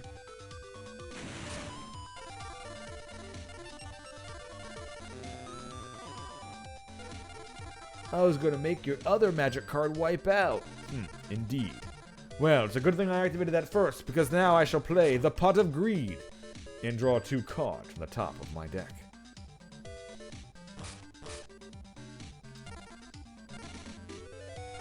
I am then going to play a card you are quite familiar with. I am going to summon the Axe Raider for the 3rd time and attack your face-down monster.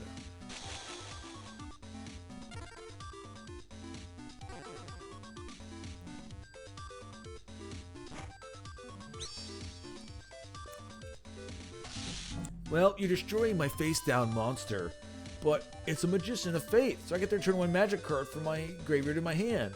I'm going to return Black Hole.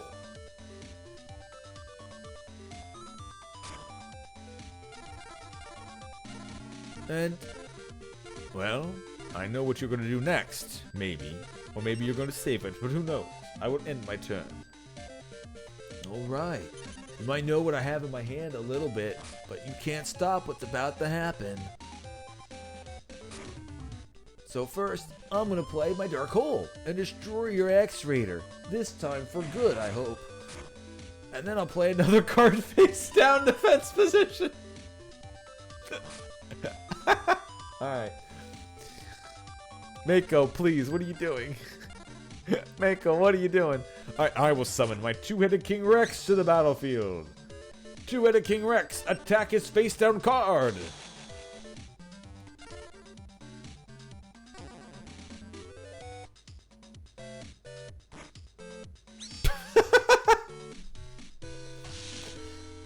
Wow, you attacked my Penguin Soldier. We're on the third part of this round. Two-headed King Rex, go back to your hand.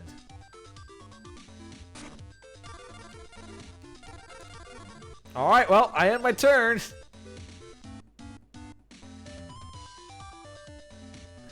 Alright, so 1, 2, 3, 4, 5, 6, 7. So your max hand size is 6.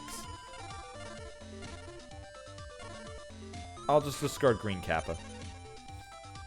He doesn't seem to have that many cards for me to destroy, so it doesn't matter. Green Kappa might be a waste of time in the deck anyway. Well, I could attack you directly again, but I'm just going to play a card face down anyway. Alright, you go ahead and do that. I will play a card face down. And then I will summon my two-headed King Rex and enter combat phase. Mako, if this is just another Penguin Soldier, can you just throw it away right now to the graveyard and return this to my hand, or what are we doing here? It's another Magician of Faith! Not another Penguin Soldier. You know what that means? It means you're going to return Dark Hole to your hand again to wipe the board again, and then play a card face down, probably. What? No, I would never do that. But you've done that every single turn so far. No, I would never do that. I bet. Anyway, I end my turn. Well, here's what I'm going to do. I'm going to draw my card for turn. And then I'm going to play the Dark Hole. And then, are you going to summon a monster in attack position? Actually, yeah. I summoned a 300 pathetic attack monster. And I hit you for 300 damage. Oh, well, that's different. Mako, you actually did damage to me. I'm impressed. Congratulations. I've been sitting here waiting this whole time. Then I'll play a card face down. Sure. All right. Anyway, I will draw a card.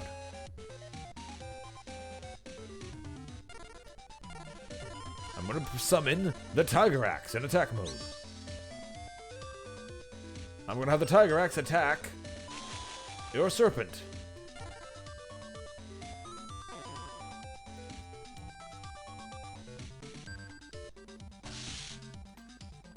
You take 1,000 points of damage. And I end my turn. Oh man, you keep dealing damage to me. I wish I had a chance to deal damage to you. Sure, Mako. I wish you had a chance to deal damage to me too. I'm gonna play Pot of Greed. Allows me to draw 2 cards from the top of my deck. And then I'm gonna summon the Red Archery Girl. She's got 1,400 attack points and a beautiful seashell. I'm gonna use it to destroy your Tiger Axe. Oh, that's very good, Mako. You're playing cards to fight back at me. I appreciate this immensely. I don't know why you're appreciating me destroy your monsters, but okay, dude. Alright, for my turn, I will then play card face down. I'll then activate my magic card, Snatch Steal. Take control of one face-up monster you control, in exchange for you gaining 1,000 life points at each of your turns. I will then sacrifice your Red Archery Girl to summon the most powerful monster in my deck, the Summon Skull. Summon Skull. Attack Mako directly.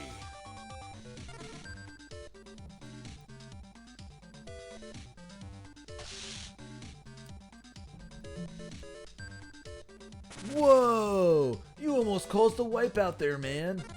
Indeed, Mako, I did. That is the power of attacking your opponent. It's your turn. Alright then, I got a lot of cards. I'll make sure to tidal wave you off this board. I'm gonna play Regeki, and I'm gonna destroy your entire board again! No, Mako, you won't. I activate Magic Jammer. Just fuck that. No, you're not doing that. I am going to discard the Hitatsumi Giant. What? Well, I'm gonna activate 7 Tools of the Bandit. I'm gonna lose 1,000 life points to negate the activation of your Magic Jammer. No, Mako, no, we're not doing this. We're not fucking doing this. I activate my own 7 Tools of the Bandit to counter your 7 Tools of the Bandit from countering my Magic Jammer, so your Regeki doesn't fucking work and wipe my board and make this game go on even further. Whoa. I don't even know what you said, man. But I guess my Regeki's not happening. I'm gonna activate Monster Reborn and summon Judge Man. Unfortunately, it doesn't have enough attack points than your monster, so I'm gonna put it in defense mode. Then I put my own monster in defense mode. I will draw a card, I guess.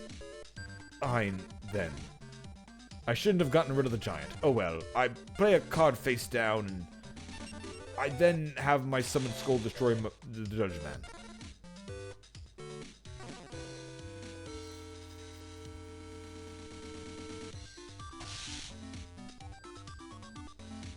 And then I end my turn.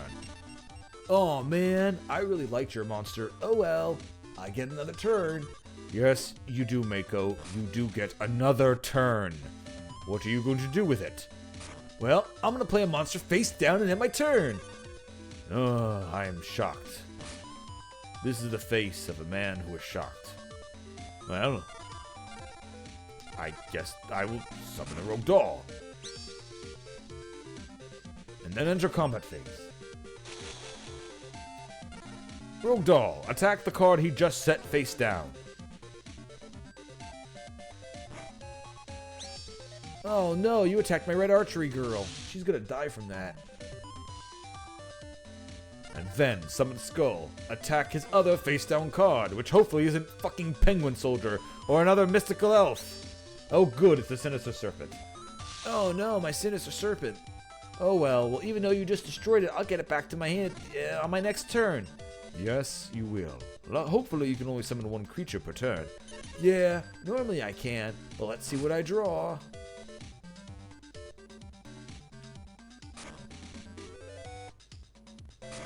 I'm gonna play a monster face down and end my turn. Okay. This time, for sure. This time for sure, because I'm not letting you get away with this bullshit. I activate the Dark Hole. I destroy all monsters on the battlefield. I then summon the Mystical Elf in attack mode. I now have the Mystical Elf finish you off, Mako. What, really?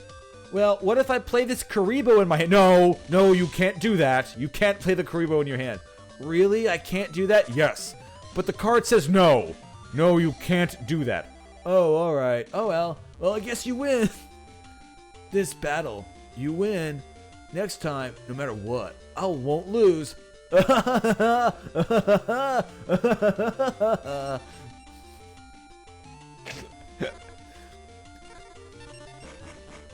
Alright, Tomosaurus, crap. Gaia the Fierce Knight is 7 stars, which unfortunately means that I need to attribute 2 monsters for it.